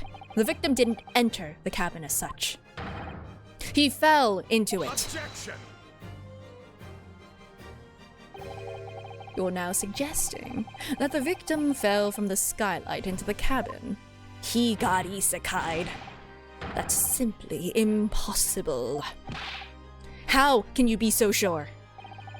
Because if the victim had fallen inside through the skylight, as you say, the passengers on the roof deck would have seen it happen. And yet, not one person made mention of such events in the testimony.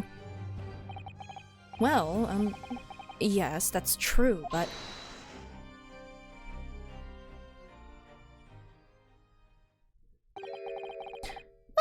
humble fella. May I make a wee comment here? Mr. McGilded? To be sure now, the two fellas who were sat on the roof that testified afore said nothing of the victim falling through the skylight. But it seems to me, my lord, that 'tis not so much a case of them not saying, but... Aye. 'Tis a case of them being unable to say.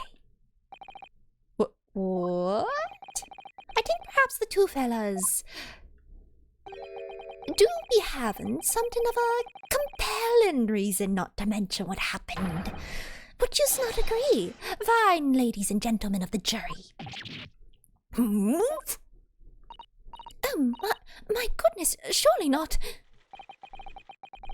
Those two chaps on the roof. You mean the ones who stuck that knife in the man were... Ah! The murderers! Oh, hey, they're back.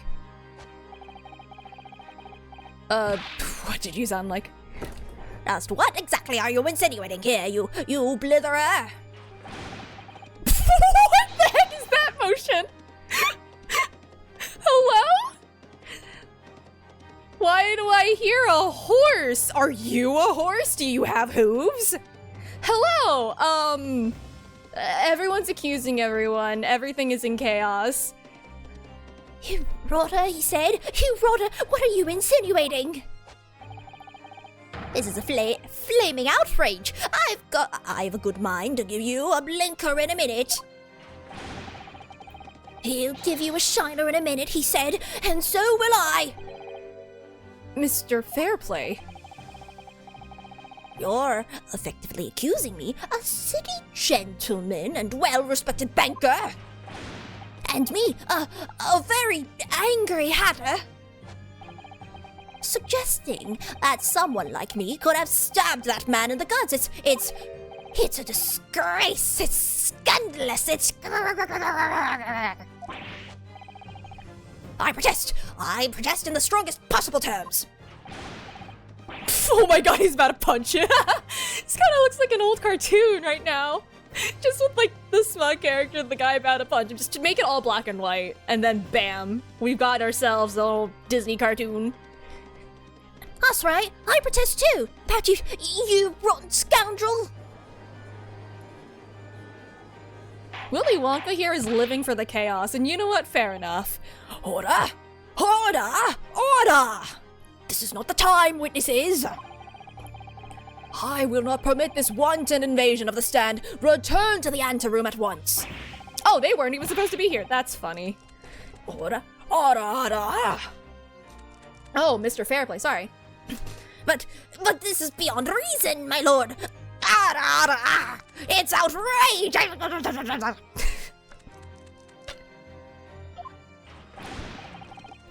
It's very hurtful, you know.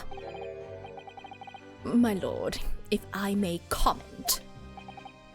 Go ahead, Lord Van Zeeks. It was the defense that incited this outburst from the witnesses.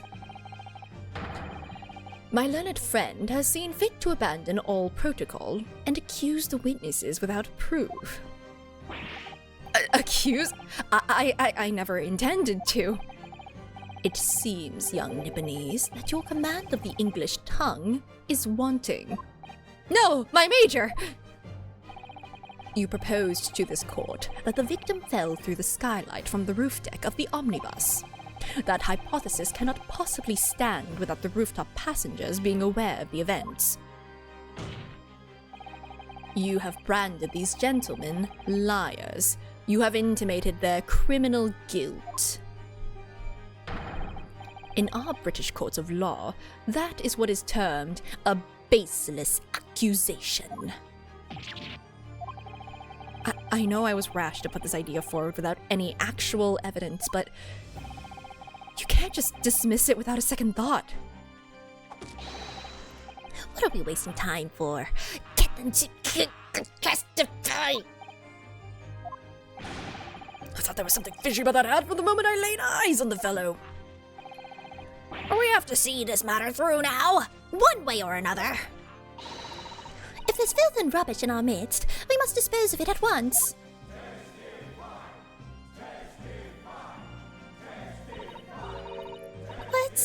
What's happening, Mr. Naruhodo? We have made, we've incited a riot. Wow, what a circus! The spectators in the public gallery they're in a complete frenzy. This is the only entertainment that they've had for the past, like, 3 years. They're so bored. Mr. Fairplay and Mr. First. My lord? Yeah, I'd be kind of worried too, I won't lie. You will take the stand again. Make another formal testimony. In reference to the indictment brought by the defense. Yes, my lord. I didn't come here for this. Well, at least he's having fun. There's no time to think this through. All I can do is keep pushing forward.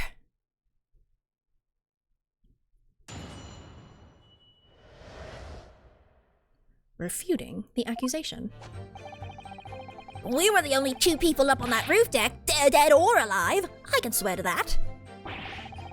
If anything happened where we were sitting, don't you think one or the other of us would have noticed? In any case, neither of us knew the first thing about the victim. We had no reason to kill the man. The skylight was shut the entire time, I tell you. We couldn't possibly have opened it. If you're so sure the victim fell through the skylight, where's your proof? He might need his hat resized. Yeah, he doesn't seem like a great hatter. Who's that 4th person? Oh, that's the additional person who was in the cubby hole area underneath the seat.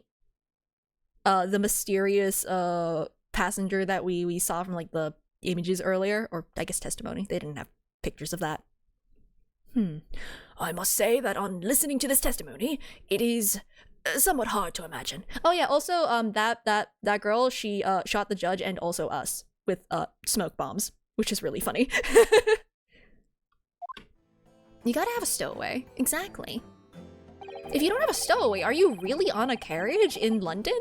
In whatever year this takes place in that I have forgotten, conveniently? How either witness could have performed any malevolent act on this open rooftop deck without the other noticing forthwith. They were all in on it. They were the 3 musketeers. That's right, you see. We're innocent, I tell you. Although logically, of course, the argument falls down if 2 of you were in collusion with one another. Oh shoot, I'm agreeing with someone. What? Huh? According to investigations by Scotland Yard, the 2 witnesses share no common dealings. Well, I don't trust coppers any more than I trust the stinking rich. Something doesn't feel right here. The trial is going in our favor, really. So, why do I feel so uneasy? Counsel for the defense, over to you. Your cross-examination, please. Oh, yes, my lord. What about rare dealings, mythical dealings? Uncommon dealings. Alright, let's press everything.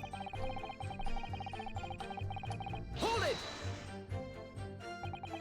So, at no time did the victim, Mr. Mason, climb up to join you on the roof deck.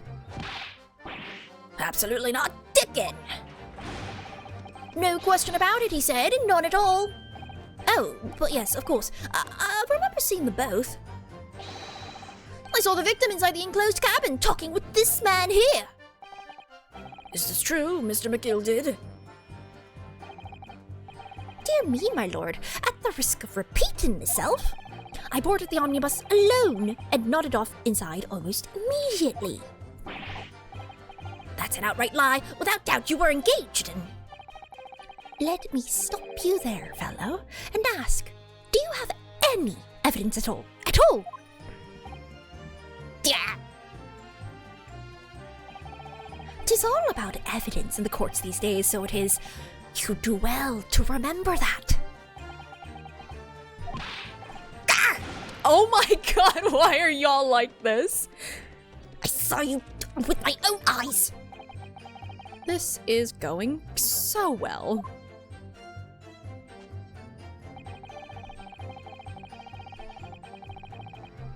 Hold it! You know, I wasn't gonna mention it, but yeah, it's unfortunate placement. Well, it was on the final run of the omnibus at past 10 o'clock in the evening. It would certainly have been quite dark. Perhaps too dark to see clearly. Is this some kind of a lark? Is this some kind of a joke? He said. Is that what this is? Or perhaps one or the other of you fell asleep briefly. Are you fair dinkum, sir? Are you serious, sir? That's what he said. It's impossible, I tell you. I'd give you the keys to the vault if you could fall asleep in that bitter cold. And if you did manage it, your eyelids would freeze shut and you'd never open them again. That's extreme. It was extreme, I tell you, and we had to put up with it because this man had locked the door. Any true gent would have unlocked it and let me in when I knocked. I'm dreadfully sorry about that, young fella. But you see, I was away with the fairies and I didn't hear you at all. That's a lie. I saw you through the glass. You were talking to someone. Yeah, the girl. Now, it was a cold night, so it was. Oh, before. Never mind. People do be seeing things that aren't real in the cold. 'Tis hardly surprising. Seeing things. I believe we have reached an impasse here on this particular point. You! Don't take it personally now, lad. If I'm a suspect in this case, then 'tis only fair that you and the other fiend are too. Open and free competition is what a capitalist society is all about. This isn't a competition I should like to be involved in, really. The witnesses will refrain from murdering each other. Hold it! So, you had never met Mr. Thrice-Fired Mason before. Oh, no, not once, never. He never met the man before, he said, never. And you, Mr. First, had no prior dealings with the victim either? That's right, sir. Hatters don't have much to do with brickmakers, to be perfectly honest, sir. He has a hat! The man is wearing a hat that is also sewed very similarly to your own, honestly. I don't know, I think you're lying, but whatever. No, I imagine not. You see? How many different ways can I put this? Neither of us have the remotest No. Hey Wonka, how's it going? Are you about to spill the tea? Excuse me. What's up, my guy? Yeah, I must have just missed it last time. Mr. McGilded. Yes, counsel. What can I be doing you for? I think he does hate us, though. Did the witness's last statement give you pause for thought somehow? Not the remotest connection. Is that right now? I wonder. Oh, this is so passive-aggressive! Oh, how? What are you insinuating now? Mr. Fairplay. T'has been too long, so it has. Huh? If I'm not very much mistaken, I believe 'tis fast approaching, is it not? Your repayment date. I beg your pardon? You borrowed 20 guineas from me, sir. At an unconscionable rate of interest. You tricked me. It's extortion. Well now, is that a touch of begrudgery, is it? The sort of begrudgery that might motivate a fella to pass his crimes off on another.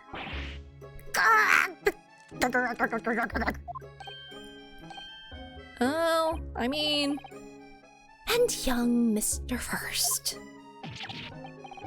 Me, sir? What do you want with me, sir? You do be making hats for a living, do you not?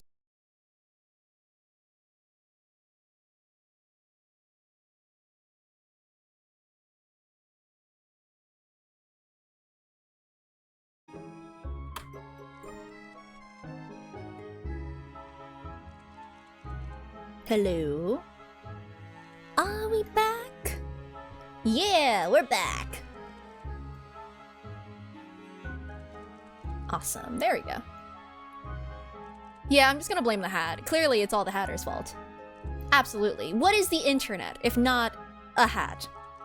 I think. Sure. But, yeah, I'm here for some more tea. While I drink some tea, some watered down tea, because I didn't feel like steeping more. It has the vaguest flavor of tea now. It's so sad. That there top hat sliding about on your head. Is that one of your own creations, is it? Oh, well, I'm still just an apprentice, you understand. I'm learning to find the perfect fit for whatever fine gent walks through the door. The perfect fit, is it? Well, 'tis a very distinctive design, so it is. Oh my god, Wonka caught on to what I noticed. Willy Wonka has, all the tea. Many customers like it, I tell you. They like a distinctive touch.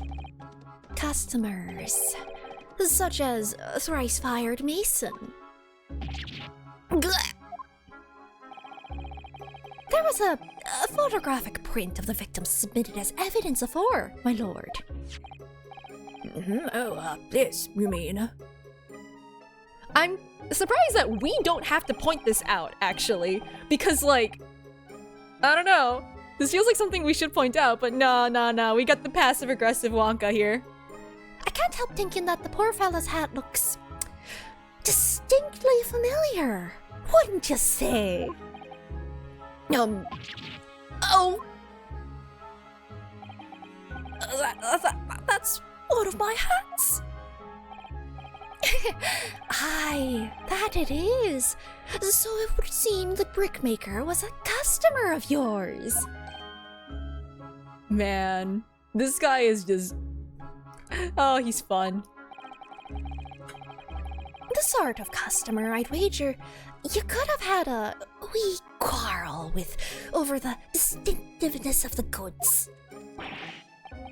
Oh no, sir. Absolutely not, sir.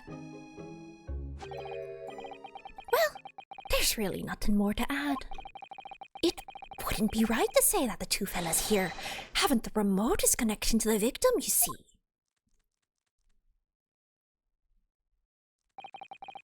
I rest my case. You little weasel. He's better at this than I am. No, I saw that too. Gosh, Mr. McGilded has certainly been thorough in his research, hasn't he? To be perfectly honest, I don't think that those two were the ones who murdered him. Not necessarily. My current theory is that the three of them were on the roof deck and they were planning to kill him because all of their debts were coming to pass or something like that. Like, we know the banker definitely had a debt, and I'm pretty sure that Mason also definitely had a debt. So, like, I do believe that they were all plotting to kill him, possibly. And maybe McGilded stabbed in self-defense, something like that. Or he fell on his knife and it was very sad. I don't know, something like that happened. I don't know necessarily if they were the ones who did it, but like, maybe they had a disagreement on how to handle it. But I do think that they were all plotting there. And Wonka knows this. Please, don't let me me little interruption hold up the proceedings. Oh? Hat Hunter. Thanks, achievements. Okay.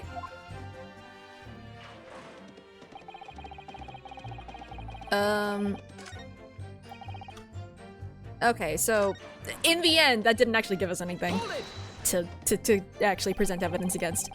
Because we already learned. Are you quite certain about that? That the skylight was shut the entire time? I'm going to lose my block with you in a minute. He's going to lose his rag with you in a minute. That's what he said. Take a look for yourself. Go on. You see, it's shut fast now, just like it was on the night. So it is, of course. A fellow the size of Mr. Mason could likely break through right through it, still and all. What? Just looking at the size of the thing, you understand. Now you hold on there a minute, sir. The size of the thing means nothing. Not on its own. Let's consider the bigger picture here, shall we? Let's stop biting our cane, shall we? I was riding the omnibus on another occasion when, well, I broke wind loudly. I shocked myself with it as it happens. Okay. This is an unexpected confession, Mr. First. Oh, I just meant to say, what the point is, I tried to open the skylight, you see? But it's just my luck, I couldn't make it budge. The stench was too terrible. Everyone was looking daggers at me, sir. I went as red as rouge, I did.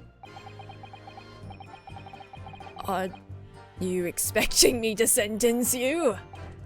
Oh, no, sir. The point is, the skylight can't be opened. I tried and tried when I was inside that cabin. You can open it from the top. There is a very visible latch. How? Okay, sure. Thanks. Excuse me. Hotboxing the whole carriage. F to the passengers. Do you have something to say about that, Miss Lestrade? Also, your voice is quite a lot lower than I thought it was. I can lower it. It's fine. It opens. Huh? Skylight is what we're talking about, right? Oh, who are you shooting now? Who are you shooting? Is it us? All them skylights open. Dead easy. More easily than you can load that weapon? That's a lie, I tell you. Otherwise, when I broke wind, I can't do it from inside, you mug. Oh. Look, a few weeks ago, I was up on the roof deck of one of them drags, and I had a great haul. I mean, I had buzzers coming out my ears. Miss Lestrade, this is not the forum to be eulogizing on the subject of your criminal activities. Disappointed Santa Grandpa. Well, anyway, I had a bit of a scare. When I lifted the last bloke's purse, it got wise to me. All four of them surrounded me, so I couldn't hop off the bus and leg it. So, what I did was, I used the skylight, opened the catch and jumped right through. What? Catch for them skylights is on the top side. That's why you can't open them from the cabin. The skylight opens from the roof deck. You guys brought this up when you first saw it oh, you can't open it from the bottom. Maybe you could open it from the top. I don't know. And then you just never brought it up again. Okay. Oh, I think that's just telling me to go on break. Very soon anyway. I will wait this time for Woobot to say something. Bailiff! Climb up onto the roof of the omnibus at once and verify this witness's claims. Like, it's so visible. It's right there. Come on. Oh my god, it opens! That's so crazy! Never would have seen that coming! Oh, my hat! Yeah, your hat. It is falling off your head, is what it is doing. Wow, no way! See?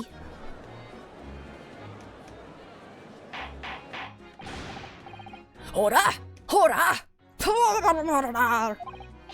So, it appears that the street girl's statement is quite true.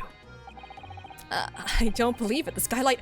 Wow, the skylight opens from the roof deck. That's crazy. I never would have thought. Okay, I will be right back. I need to reset my brain because clearly they're having a thing as well. I will be back.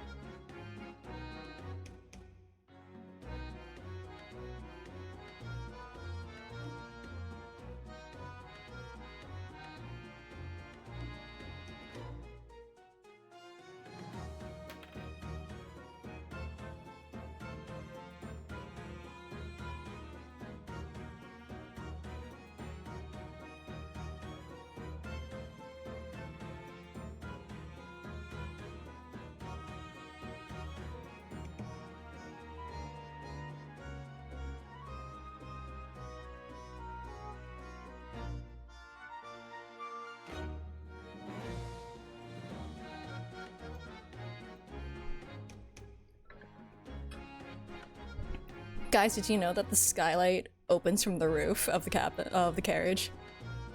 Did you know? A good tea for relaxation. It does? I typically drink a lot of Chinese teas. But like all of them have caffeine in it. I think if you're looking specifically for one for like relaxation, I have heard that chamomile is pretty good for that. Like herbal teas that don't give you caffeine, theoretically. Otherwise, if you are okay with the caffeine, I probably recommend something that's like lighter in flavor. It's so probably not a black tea or pongcha, I guess in this case. Maybe like a oolong white tea, maybe something lighter. Do I prefer chrysanthemum or pu'er?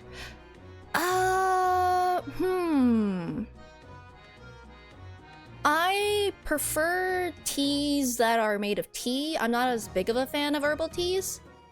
Pu'er is interesting because I associate it with studying, because I used to drink that a lot in high school when I was studying. Pu'er, by the way, it's like, I don't want to say fermented. It's like the squashed tea. Not a 50-50 chrysanthemum pu'er. Oh my god. I'm sure you could do that, but I'm sure it's heathenous. With dim sum, that makes sense. Yeah, I associated it with studying so much that I don't know if I would have it to relax. But it's alright. It's not my favorite flavor, but it's not bad. Anyway, oh my god, guys! The skylight opens from the roof deck! That's so crazy! I never would have considered that, even though I've been saying that this whole time. Mr. Naruhodo, did you know? Did you see? The skylight opens from the roof deck! Okay, This could be the clue we've been looking for. Well, counsel for the defense, please continue with your cross-examination. After all, we see now that the skylight opens from the roof deck. Yes, my lord. So, the skylight opens from the roof deck. Perhaps I should investigate for myself. Let's go investigate the skylight that opens from the roof deck. When the gotcha steampunts. Just play, okay. I don't know, it's like a... People have done sort of Russian roulettes with like chocolate, right? So maybe you could do something like that with buns? Different fillings? So, the skylight wasn't fastened shut before. I just realized... I just had a thought. It's not related to this at all, by the way. So, here's a custom, a tradition that my family does. For Chinese New Year, my family typically, not every year lately, but especially when I was younger and was very, very excited about little things, we make homemade dumplings. That's a thing that we do.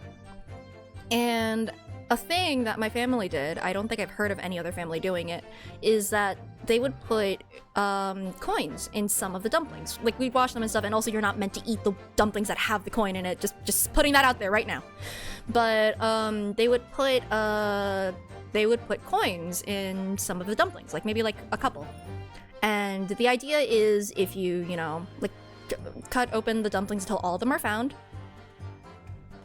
And then you just like, and once they're all found, then you can, wolf them all down, that's fine. But the idea is if you get a coin, you're like lucky for the year. But now I'm thinking, is that kind of technically a gacha? Sort of? Like a little bit, right? Anyway, that's beside the point. They got me young. Sort of. Yeah, but the skylight was fastened shut before, but now we know it can be opened from the roof! The other dumplings without the coins, there's no sense in that. Yeah, there really is no sense. But all you can really do is incense some rage in everybody as they try to find the coins as fast as possible. But yeah, hi June! Welcome in, welcome in. Did you know, June, that the skylight opens from the roof deck? They've said this like 5 times. Red envelope gotcha! 50-50 on whether your family loves you or not. Oh god, freaking... okay. Thanks, I'm glad that that command still exists. Why do I give my mods this power? But now the catch has been undone, we should be able to open it. we can go in from the skylight. It opened! From the roof deck! You can certainly see inside the carriage through this opening, that's for sure. Yes, and there's a lamp in the enclosed cabin. So I'm sure the witnesses would have been able to see quite clearly. That's not good for us. But now we should be able to go inside and look up. Yeah. You don't need to say this every time you open it. We know you're squeamish. Hey! I'm sorry, did they say that they investigated this carriage? Because clearly they did not. Are you freaking kidding me? Really? Really? Guys, these officers are terrible at investigating things. Yes, it does open. Look at the blood. It's right there. It's not even dried. That's a lot of jelly. It does open very wide, doesn't it? Wide enough to kick someone like you through, certainly, Mr. Naruhodo. Why someone like me? Just a thought. What is it? Look, just here. Look at this. It's the skylight. It opens from the rooftop and slides open from the rooftop. That's without question. Okay, I'm gonna drop it now. I'm gonna stop now. It's blood. Why would there be a blood stain there? Surely. It can't be unrelated to the case, can it? Well, obviously.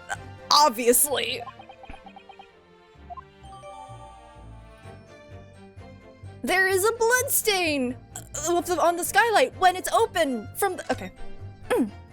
Stopping myself earlier and earlier. Okay. I'm glad. We grabbed this piece of evidence. Good. If you're so sure the victim fell through— I got it! It's right here! Objection! There is bloodstain on the skylight that opens from the rooftop. On the night in question, the victim was fatally stabbed in the stomach. And immediately afterwards, the victim's body was pushed through the skylight into the cabin below. Those are the facts, and their irrefutable proof remains clearly visible in the omnibus that stands before us today in this very courtroom. By the way, I like the idea that, like, we're out here literally examining this thing, going like, oh, we found a thing! And then, like, everyone else just not hearing or reacting to us finding these things. And then we just present it here as if, like, you know, we hadn't just investigated it, like, 1 minute prior. I just think it's kind of funny. Aw, thank you. If you think the model looks good, then I would say go check out Van, the artist, or Q, who rigged this so that I could be very bouncy and silly.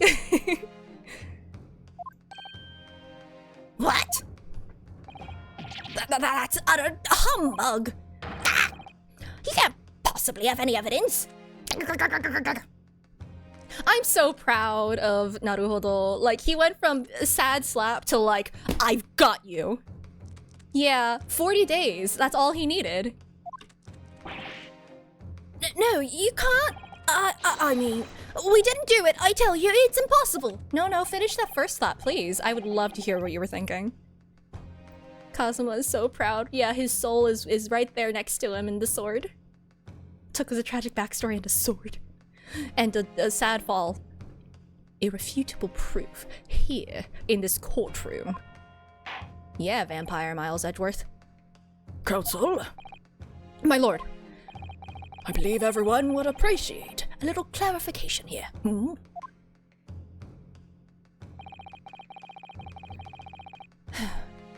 Oh, he absorbed the brain cell? It took a while to absorb that brain cell. 40 days to acclimate, in fact. Because boy, was it not there in that previous case. Where exactly within the omnibus is this evidence to which you allude? Okay. I was like, I can't gesture to it from, like, inside, outside of it. You will point out what it is that proves the victim fell from the roof deck through the skylight. I need to move. Wait, can I open? Wait. Oh, there it is. Got it!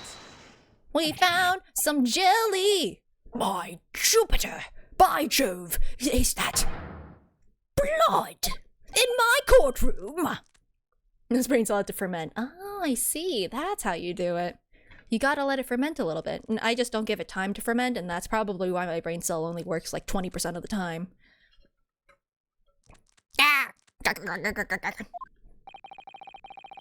This bloodstain proves two things. Firstly, when the incident occurred, the skylight of the omnibus was open. What? And secondly, the victim was already bleeding when he fell through the opening. Oh my! And so it follows that Mr. McGilded, who was inside the enclosed cabin himself at the time, cannot possibly be guilty of this crime. No! No, but that's not a proper freak out just yet. Hora! Hora! Hora! Hold it! Howdy. But the blood could have been sprayed up there when the fellow was stabbed inside the cabin. But you just said that the skylight wasn't open. You're lying now. That's perjury. And only found its way to that one particular spot on the skylight. Sure, and that would be very convenient. And let's keep it in mind that the skylight catch can only be unfastened from the roof deck. I myself wouldn't have been able to open it now, would I? But there's no way to know for certain, is there? If the gent really fell through the skylight, I mean. How do you think that the blood got there then? Why don't you have a good look at the floor and the cabin between the two seats, Mr. First? 'Tis all too plain, if you see. There's the aftermath that shows the poor fella dropped from a fair height right there. So it is. What? No! But it can't be! It's all lies! My fellow jury members! I think we can all agree that this is clear proof of the defendant's innocence, can't we? Actually, that's a fair point. Even if we don't know who actually did it, it's pretty clear that he didn't do it. At least until, let's be real, Van Zieks is about to present sudden evidence that is going to cast doubt on this once again, until we find out who did it. Why is the defendant on the witness stand? Is he guilty? He's up there because, in the beginning, he sort of hid the presence of the pickpocket girl. So he was up there to clarify things. And he just never left. He lives there now. I believe we can, yes, sir. It's clear to me now where the filthy rubbish can be found in this courtroom.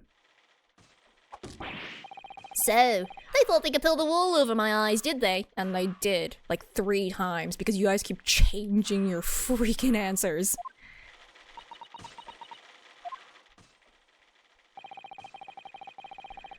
I won't tolerate any of the guild's carriages being sullied with blood. I won't tolerate it. Oh, I always knew that nice gentleman who gave us that delightful park couldn't have done such a thing. No, the guy's still kind of a jerk. He's a loan shark and I believe is sort of a terrible person. But, like, he didn't do this.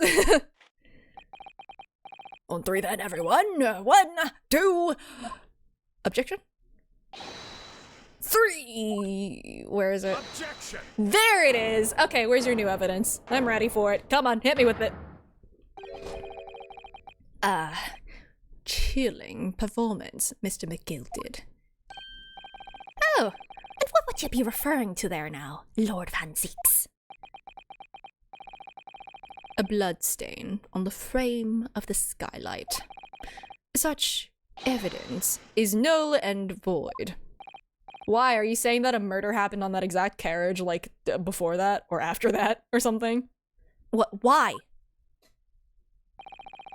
For one extremely simple reason. That smear of blood never existed. Oh, I'm sorry. I guess I need to change out my eyeballs. Objection! The frick do you mean by that? What are you talking about? It's there for all to see, and it's clearly blood. Objection! I personally attended Scotland Yard's investigation of the omnibus. Yeah, and you guys did a shit job of it. The officers involved went over the carriage with a fine-tooth comb. Then how did you not know that the skylight opened from the rooftop? Or did you just not want to say it? Is that it? Oh man, hiding the truth, huh? When did London have a jury system? I mean, since they learned how to cast Fireball, I guess. I don't know. So, I can state with absolute surety. No such smear of blood existed in the carriage. At least, not until this trial began. Are you telling me? Okay, between the compartment not having things in it to the skylight not having a blood stain before, did you investigate the wrong carriage? Like, or did you bring in the wrong carriage? Because clearly something has gone awry. I feel like that I feel like they've investigated the wrong one. You're so sure of yourself, my guy. But Are you suggesting, Lord Van Zieks, that the stain of blood was fabricated, my lord, yes. And while this court has been in session. What?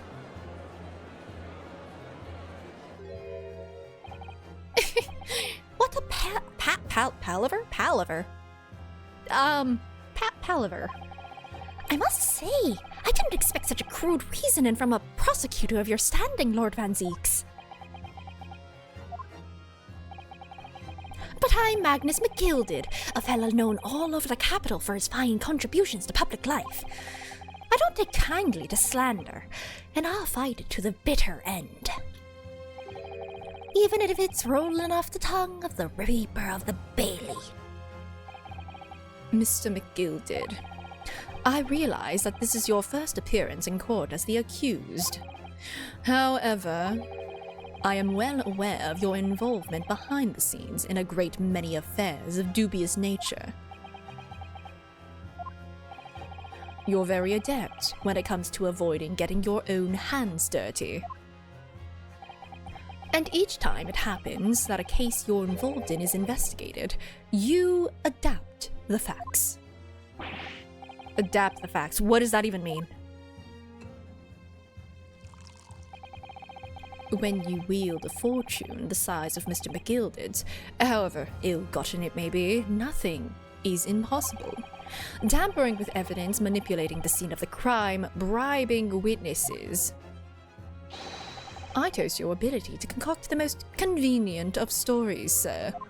But where is your proof?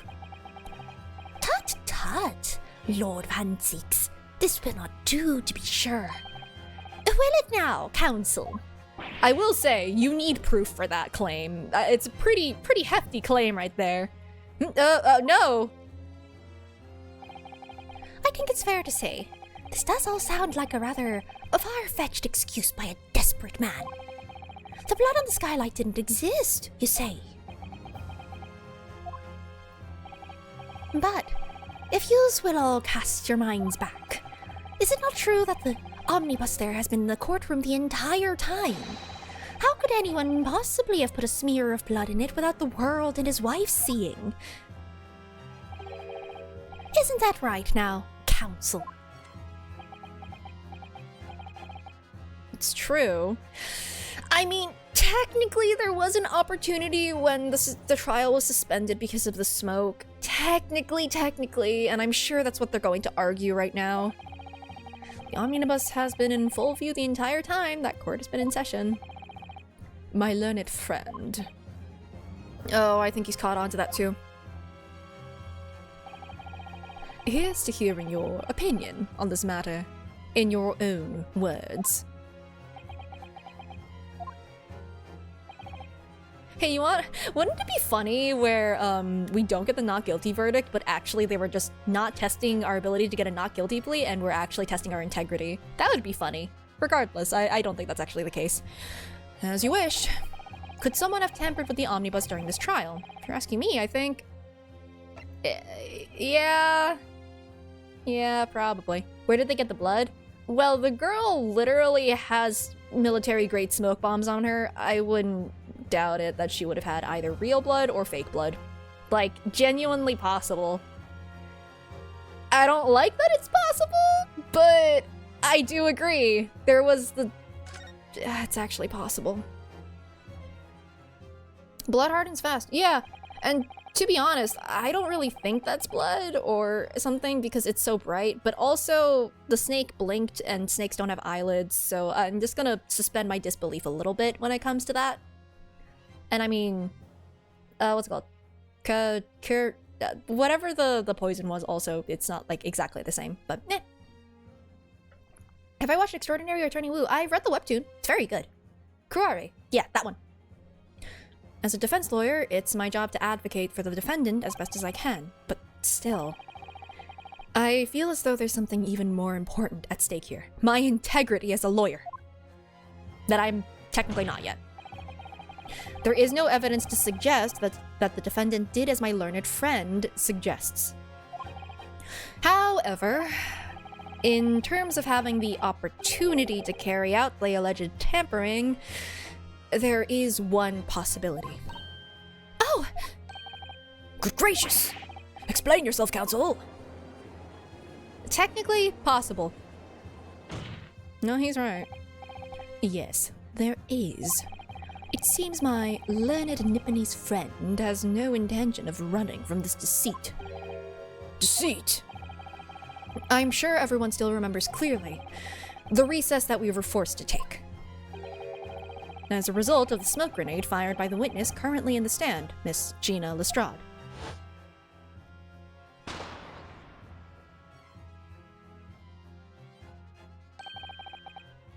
What is going on? Yeah, we saw this.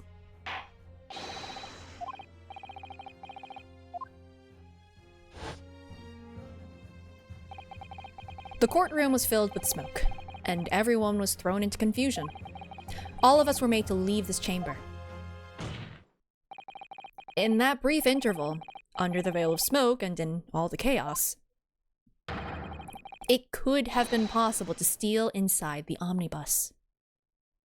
I just think it's kind of wild that they knew to smear blood on the skylight. Like, that's a crazy thing to specifically plant. The items in the compartment makes a little bit more sense because like that's kind of what they were gunning for. Like, oh yeah, there was a person in here the whole time. Like, I can understand that. I don't think they read this far ahead, right? With the stain on the sky. It just feels weird, you know? It feels really weird that they would have... Okay.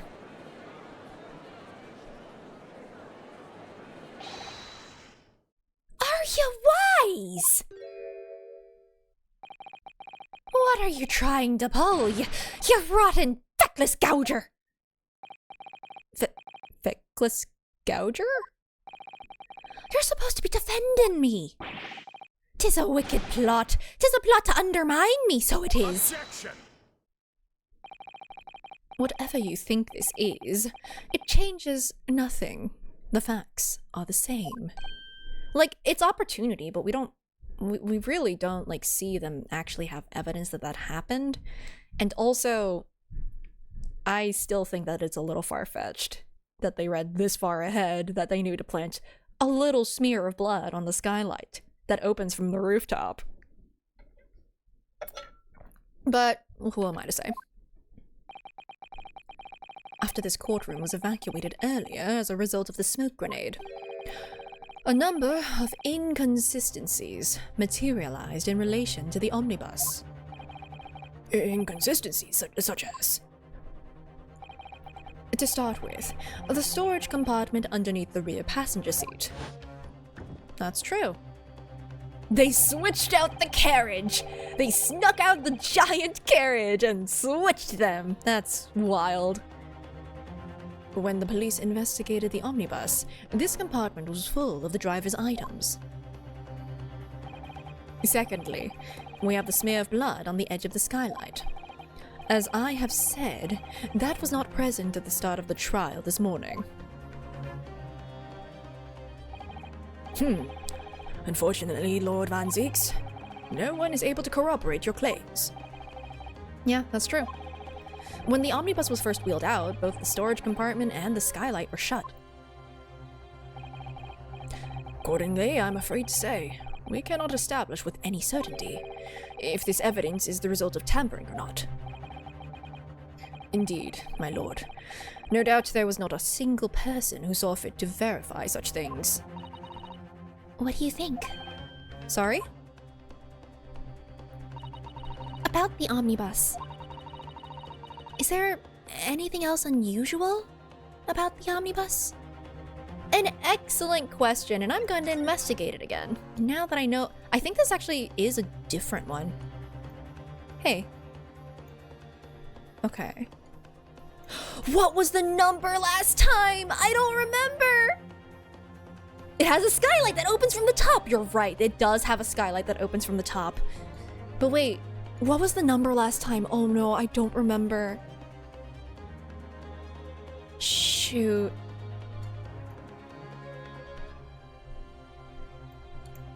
Jobmasters London head office. I don't remember. Was that on there last time? Man, it's been 2 weeks. I don't remember what the old one looked like.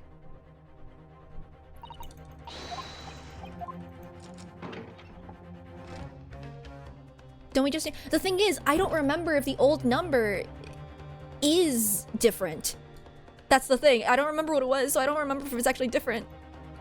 These are the same. These notices are the same. I do remember that. There is blood. Is it something that I can verify with another piece of evidence somewhere? Like, does this show me anything? Not really. No, I don't have the old one. I'm sure. Okay, I'll figure it out. I'll wing it. I'll just Phoenix write this. I'll wing the hell out of this. My lord? Yes, counsel. There is one further inconsistency. A mark that surely could not have been present at the start of the trial. What mark? A mark that couldn't have been there. A mark that couldn't have been there, not the bloodstain. A mark. Wait, was it inside? I think it would have been inside. Oh, going. Hold on. I do remember. Was there a bloodstain on the ground? I don't remember there being a bloodstain on the ground. Like, I'm not crazy, right? It's also, like, brighter. Yeah, I don't remember that. It did look weird to me. I just didn't say anything because it's just like, oh, well, I guess we used that earlier. But no, that's... It looks like the same type of fake blood. It would make sense then that the reason that there is a smear on there is not because they intentionally put the smear on the skylight. They opened the skylight and then dumped blood onto the floor so that it... Okay. Yeah. What? I think that's what it is. What in the devil's name are you going to say now? If you dare to betray me, you little maggot, you'd better believe blah blah blah blah. Silence, McGilded. The court awaits the defense's clarification. This trial keeps swinging one way and then the other. I have no idea what's the truth and what's deception. What am I supposed to believe here? I shall have to ask you to elaborate, counsel. I'm pretty sure... Okay, yeah. This would have clued me in that it is not the number, in fact. Can I? I'm pretty sure it's that. That's blood, isn't it? Is something wrong? Oh, it's just... Oh, well...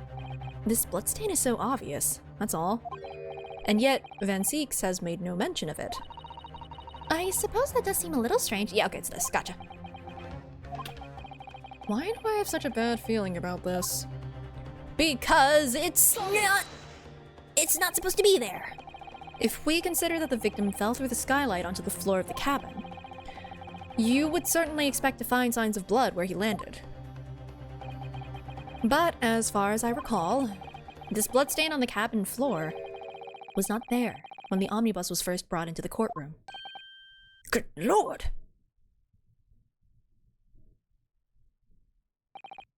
Yes, I do believe you're correct, counsel. Well said. Although, as advocate for the defense, one might say that was a very careless slip of the tongue.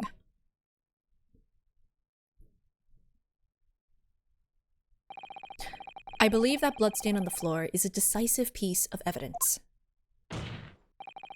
But if the question is whether that evidence is genuine, or whether it was unlawfully fabricated by someone, I feel compelled to admit that there's at least a possibility that the evidence is fake. The lawyer is not protecting his client? Well, we're not going to defend the client that we know is guilty, I guess.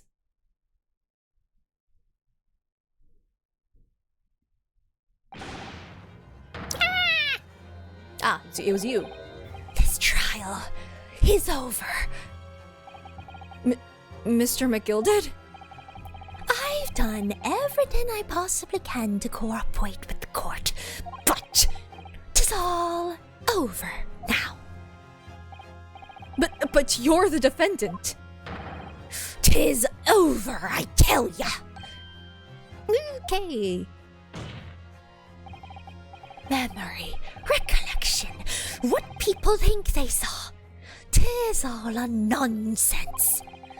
Facts are what counts, and the fact is that bloodstain is there now. Well. And over the course of this desperate trial, long and extremely drawn out as it has been, that good-for-nothing Reaper of the Bailey has failed to present any decisive evidence at all. I'm scandalized, so I am. I'd thought better of Lord Van Zeeks. Well, my lord...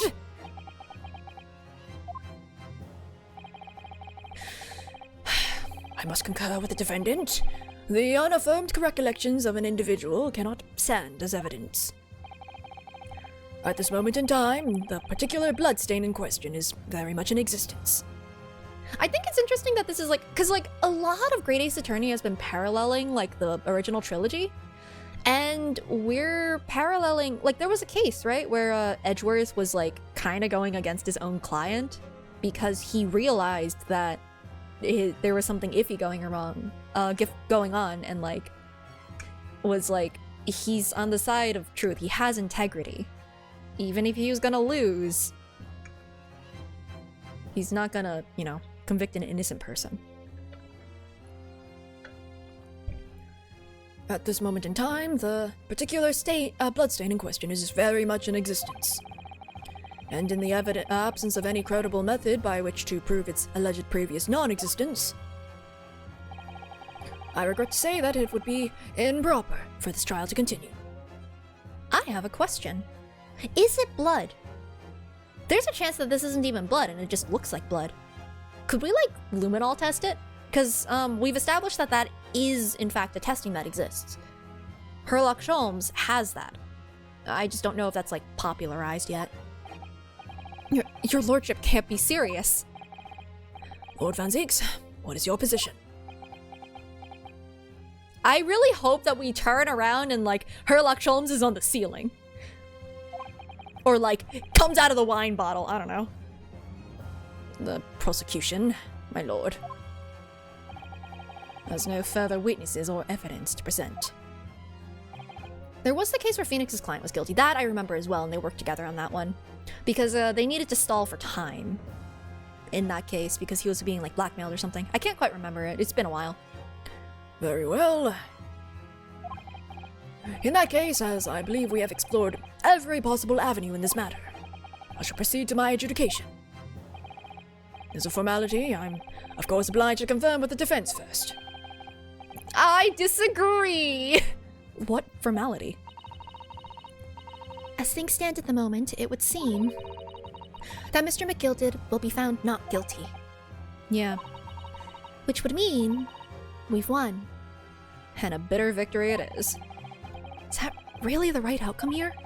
Is it really all right for the trial to come to an end now, with all these unexplained inconsistencies? Counsel for the defense, Closing statement, please. I think he did it! Yes, my lord. The defense believes... Oh boy! Time to prosecute our own client! Oh, let's go! I just think it's weird. I am here in this courtroom today to advocate for the defense of my client, Mr. McGilded. However...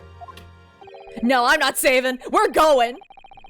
At this moment in time, I cannot in all good conscience attest fully to the defendant's innocence.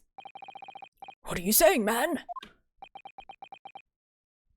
Doesn't our immigration depend on finding him innocent? Yeah, but also our integrity, like Kazuma's goal and ideals depends on our integrity in court. And we can't fail him. We can't fail Best Boy. Can we do that? I don't know. Ask him. He studied British law for 40 days. Maybe it's not a thing yet. Without any question, there is no conclusive evidence to prove that the defendant is guilty. However, there is also no conclusive evidence to prove that he is innocent. Good gracious me!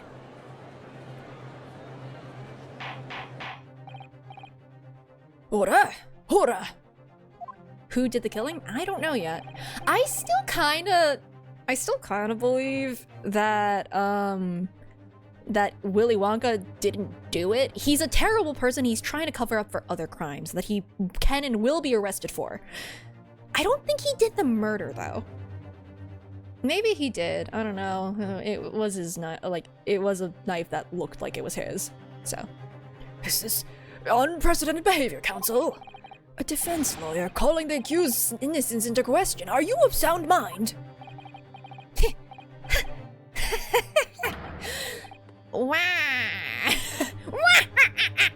Sorry, I had to. Oh, 'twas a grand decision to appoint you as my lawyer, so it was. A grand decision. You didn't appoint us. No one would take the case. What?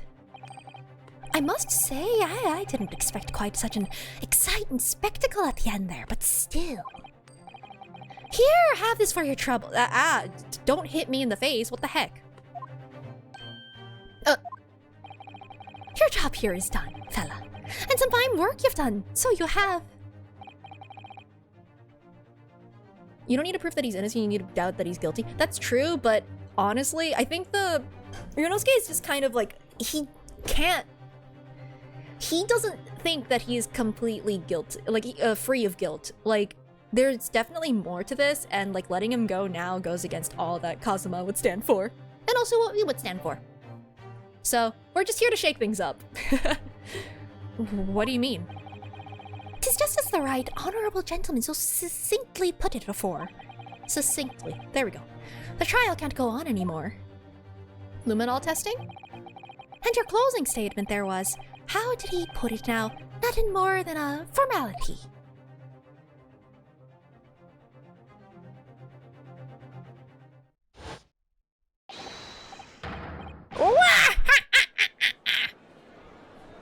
Okay, Waluigi. I think that Kazuma would be proud that we're doing this. I think that he'd be proud and having a ball, you know?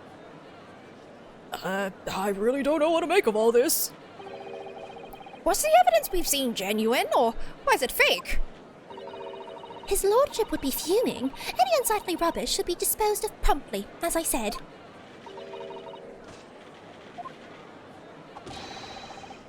The stinking rich are always... wrong one. The stinking rich are always guilty of something. You can't mock my words! I feel terribly ashamed that I ever doubted that lovely man who gave us the lovely park. Now the proceedings have unfolded in this way, I am compelled to declare a premature end to this trial.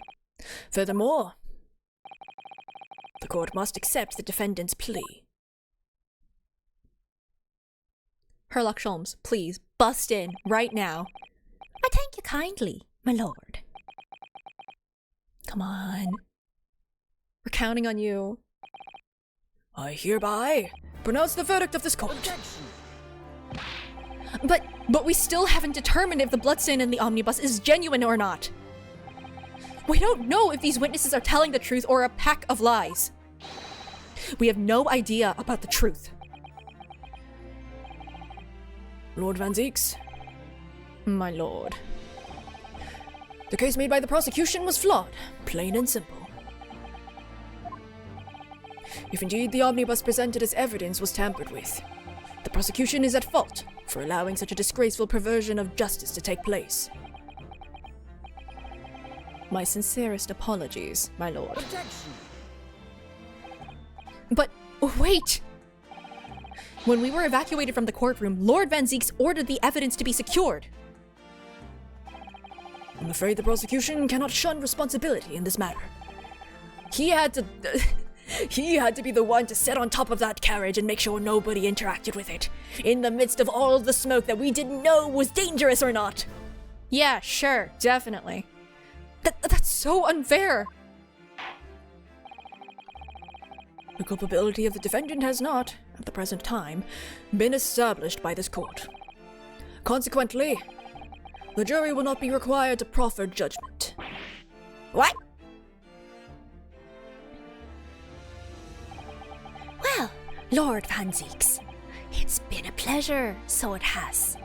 And as for you, my dear fella, I couldn't have asked for a better defense. Do you mean to tell me that this has all been a grand waste of time? 'Tis the law of the land, my good man. If you'd like to pursue this matter further, you can always go ahead and try to change the law. I think that's what we're gonna have to do. Okay. Honestly, Van Zieks really did have a point. This system is incredibly flawed. I wouldn't be surprised if I don't know if we were gonna work together, but like, I feel like some reformation of the legal system is gonna happen at some point. Magnus McGilded. Oh, good grief. You've more to say to me, have ya? Just one thing. A warning.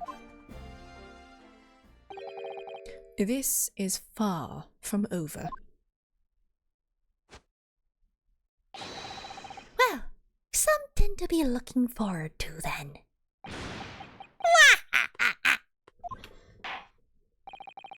I hereby pronounce the defendant, Mr. Magnus McGilded. Please, Herlock Sholmes, do it, do it, do it, do it, do it, do it, come on! No, no, no! This is the most unsatisfying not guilty I've ever gotten. I hate it. Why do they have fireworks? Guys, that's a fire hazard. Alright guys, time to become a prosecutor. I can't believe it! This is an outrage. They should have examined the evidence more. What are you talking about? The man's been cleared. He's innocent. I'm glad that we've cast some doubt, though. Herlock Sholmes, come up with the low model testing, please! The courtroom in pandemonium for the second time that day. The judge delivered his verdict. My first ever trial in Great Britain came to an abrupt end. I don't like that I won. I actually really don't like that I won here. With the defendant being found not guilty. Ostensibly a victory for us. I am dissatisfied. Also, I feel like we might be next on his hit list. Just saying. The guy who probably, like, he might not have done the murder, but he might have also done the murder. But like, oh wait, we also found the other lady guilty and she totally came back. We've got two people who might want to murder us, and that's not great. I'm glad we have a sword.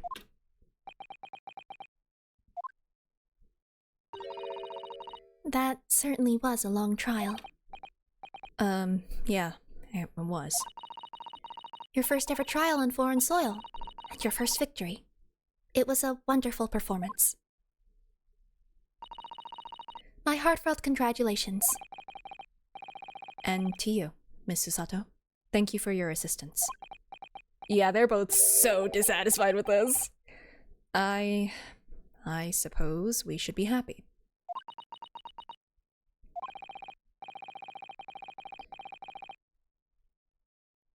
The The troubling truth is we're still completely in the dark about what actually happened.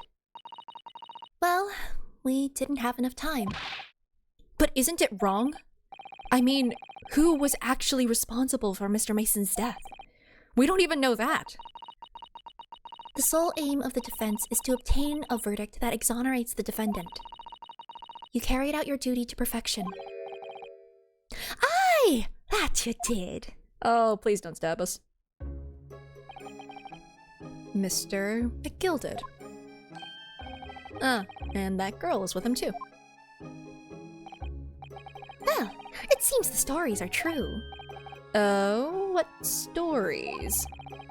About the 6 enormous fireworks they do be letting off when there's a verdict of not guilty. Okay, cool. I'm glad that that's a thing that's talked about as kinda strange. Awesome. I'm sure you must have seen them by now. Spectacular, wouldn't you say? Yeah, definitely.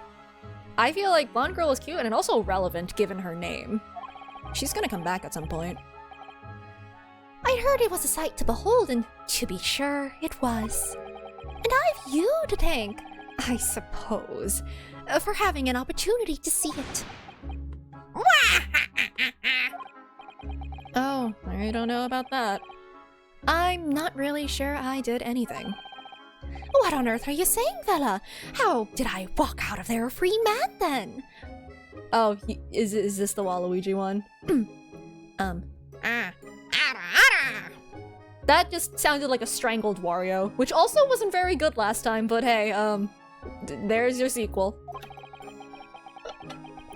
I don't think it was so much thanks to me as down to your planning.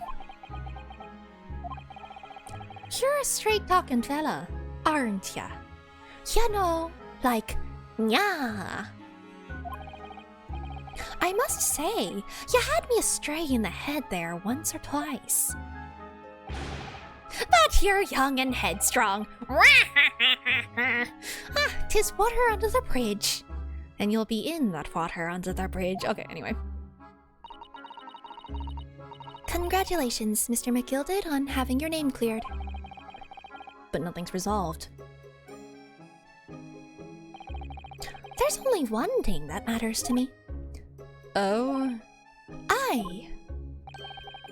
They've all seen that I didn't do that odious and obstinate deed. 'Tis grand, is it not? I suppose it is. Now the fine fellows of Scotland Yard can take matters in hand and sort out any wee details. If this guy's just Jack the Ripper. They'll see it for what it is. They'll get to the truth. I've absolute faith in them, so I have, after all. I do be providing a good number of their wages with all the taxes I pay. Oh, cool! You've paid them off! Great! It's not that funny. So then, as we agreed aforehand, 1,000 guineas for your troubles, fella. Oh, no, I couldn't possibly accept that. No, take it so that we, well, actually, unless he's lending it to us, which, no. If he's just giving it outright, take it so that we can screw him over in the future. Change the legal system. We need money to do that. Arrah, pewist. You're up humble people, are ya? You're from the east. Well, if ya insist. No, but have this. Still, you deserve a reward. Mr. Magnus McGilded. Everything is ready, sir, if you'd like to follow me into the courtroom. Into the courtroom? What's this, officer? 'Tis sooner than I was led to believe. I hope it's not inconvenient, sir. There were some changes to the schedule. Schedule? Okay. Well, I must be making tracks now. 'Tis time for the inspection. So, what inspection? They're going to examine the omnibus again, so I'm told. Why are you gonna be there? I asked if I could be present for it myself. They're going to examine it again? Now? Naturally, I'm under no obligation to take part in any more of this matter now. But as an upstanding member of London society, I do be doing my best to help where I can. 'Tis a gentleman's duty, so it is. So then, fare thee well. 'Twas an absolute pleasure meeting yous. Please let Herlock Sholmes be there. I hope you have a whale of a time while you're studying here in Great Britain. Gonna punch him in his stupid hat. There he goes. Free man. Oh, hey. Oh, I forgot she was here too. Oh, please don't shoot me. No! Don't do it. Please. Don't move.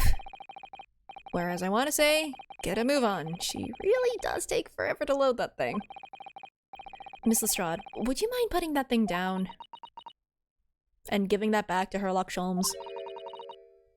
You're a grown-up. Sorry? And I ate all- Oh, I ate- And I ate- You ate! Okay. And I ate all grown-ups.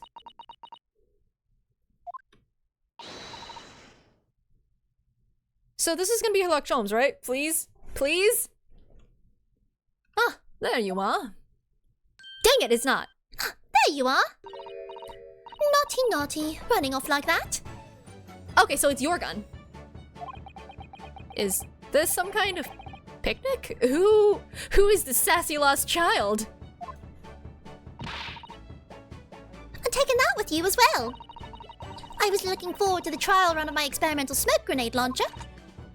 Huh. Oh! You have a bigger gun! Oh, do you want to play? You won't beat me. Excuse me, but who are you? Good day to you. I'm, well, the inventor, I suppose, of that machine. The inventor? Well, normal smoke grenades are so dull, don't you agree? Wide, wide, and more wide. Wait! She didn't fire the smoke grenade earlier. That wasn't her. Because all of hers are colored. Pink and green and whatever the other things are. If you have to be shrouded in smoke, it could at least be a pretty color, I thought to myself. Do we have to be shrouded in smoke though? At all? I just took my eyes off of it for a moment whilst I was changing onto a different omnibus and she pinched it. Luckily, I fitted it with a telegraphic beacon. Oh my god, you have a tracking device? Tello, what's it not? I have no idea what this girl is talking about. Anyway, you're coming with me now. Back to my laboratory.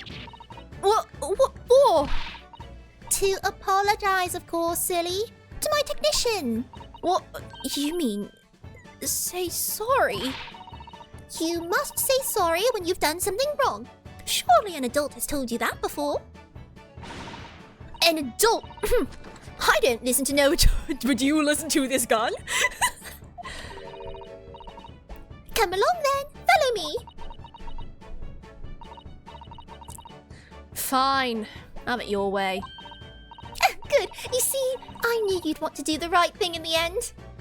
Especially with this muzzle right in your face. Okay. I'm fairly sure that what she wants is not to get shot by that massive gun of yours. Great, we're on the same page.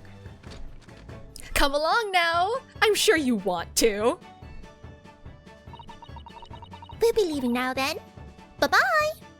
So, she's the one who invented all the things that Herlock Sholmes uses then. Again, it's the flower pattern. It's a common motif. Blonde girl does look like an adult. Apparently she's 15. I'm so sorry for all the fuss. Did they clock though that she said that the smoke grenade that she uses doesn't use white smoke, and that is what filled the room? So that means someone else did it. She was a lively one. Come on, clock it, clock it. Notice, notice. Susato, notice! Dang it! Well, do you think perhaps we ought to be on our way now, too? Yeah, you're right, but where to? Oh! We haven't had time to find a place to stay. No sooner had we arrived in London than we had to rush here. All our traveling cases are still with the bailiff. I was originally planning to spend today in search of lodgings. But at this late hour in the day, I'm afraid we may be out of luck. Don't worry though, I have a plan. Break into some. If the worst comes to worst, I've heard of a lovely park where we could spend the night. Please tell me you're not thinking of McGilded Park. I know it may be a little chilly at this time of year, but our youthfulness will see us through. I'm not so sure about that. I think a midwinter London night will freeze a young person solid just as easily as an elderly one. Oh dear, that doesn't sound agreeable. No, I'm starting to regret turning Mr. McGilded down. See, this is why you take the money. Like, it may be unsavory money, but like you can use that for less bad things. Just saying. And that's less money that he has access to, even if it's not a lot. In comparison. Anyway, that 1,000 guineas would have paid for a lovely warm room or mansion.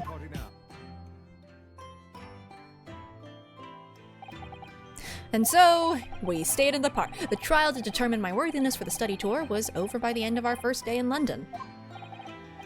However, as we were soon to learn, there were more trying times ahead.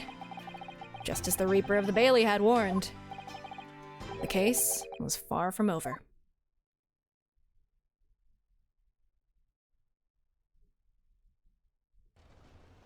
Oh? Oh no, I can't snooze the ad, I'm sorry. Oh no, it's on fire! How did this happen? Good question. No, sir. By the time I got here, it was already engulfed. No one was supposed to be allowed in here before we started investigating. Is someone in there? Oh no, someone's in there! Do you think it's McGilded? Uh-oh. There's someone in there. Is it McGilded? Santa Claus, no!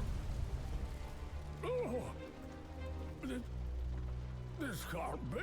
How did this happen? Yeah, you're right. Maybe it was the freaking fireworks that did it.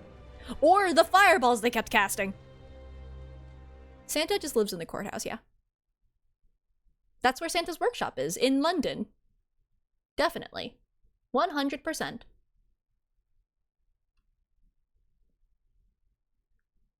Well, dang.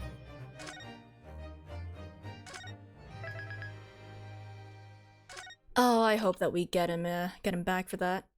Oh, I saw Herlock Sholmes on that little shadow. On the other hand, I think that's actually a really good stopping point. So, like, that is actually the best stopping point I could have ever chosen. Unfortunately, an ad is about to play, and I feel bad about that. So I'll wait here. And just vibe and speak with y'all, I guess. Hey, how's it going? I'm just going back to the title screen so there's music. Oh no. I didn't have the power to snooze the ad, so unfortunately, I would have if I could have. Now nice. Ooh, that's fun. That is quite entertaining. Are you also... Well, I'm just thinking of the Professor Layton crossover where the knight was the prosecutor. But regardless.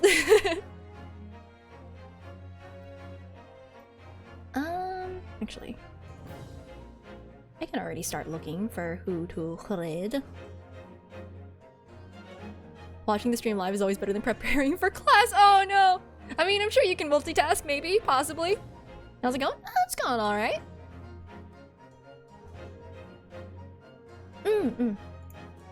I will take a look. I mean, I still got 2 minutes to kind of kill. Although, you know, let's not murder.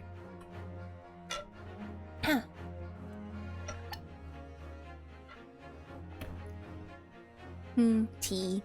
Watered down tea, but tea nonetheless. Actually, I'm surprised how much flavor this retained. I, like, watered this down so much. Bard stole money that from a tavern you were at. You know what? If the Bard did it, they obviously charmed it out of someone, like with their wonderful charisma. and therefore it was given to them freely of their own will. I am not biased as a bard. Do I still have an autograph shop, yep. So, like the print shop, it is still there. No worries. Oh shoot. I guess I don't have that timer up right now. There's nothing new on it, unfortunately, but... Oh god, do I even remember my own freaking... It should be in... Oh god, what was the freaking command again? Hold on, I'm gonna look. Oh, not my new VTuber? Nothing for my new VTuber. Not yet, nah. I mean, if people are interested, I could probably do something with that. I just... I don't know. Dude, I guess I could. Mousepad went, ah! Mousepad never. Oh, I guess that's, yeah, that is something I could consider for the future. I don't know. Okay, well everyone's back, so... I'm probably not gonna do that anytime soon. Maybe as like, some type of like goal, sub goal or something in the future. Oh shoot! Yeah, never feel obligated to, but like if you want to, then like I do appreciate all the support. Anyone, y'all are cool. Yeah. Mayhap. A future maybe plan. Don't give you ideas. Oh god, it's December. I have to buy presents. Ah! Okay. It's fine. Everything's fine. So, let me start up a raid. Horina is playing Life is Strange Remastered right now. So, I'm guessing it's just a remastered version of the original game. Okay. That makes a lot of sense. A documentary of another streamer. Oh man, I don't know if that one's gonna happen very soon. But listen, if there's enough interest, then like maybe. But like that's a far off one. I'm watching all y'all.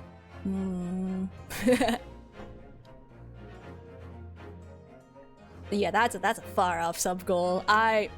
For me to throw away my integrity. You'd make a docu as a gag gift? My friends have already done that to me. Twice. 2 separate friend groups have done this to me. Which is hilarious. I can tell the stories. It's not really long, but like I can tell them at some point. I don't think I have enough time to. Oh, I could throw us on the end screen too. That's also a thing I could do. Ooh, spooky. You'll make it a third. Oh god, guys. Should you be concerned? It's not necessarily NSFW, but it usually is, so just be wary. Am I streaming on Wednesday? Yes, I am. I am streaming on Wednesday. It is gonna be more of this, and I'm out of time.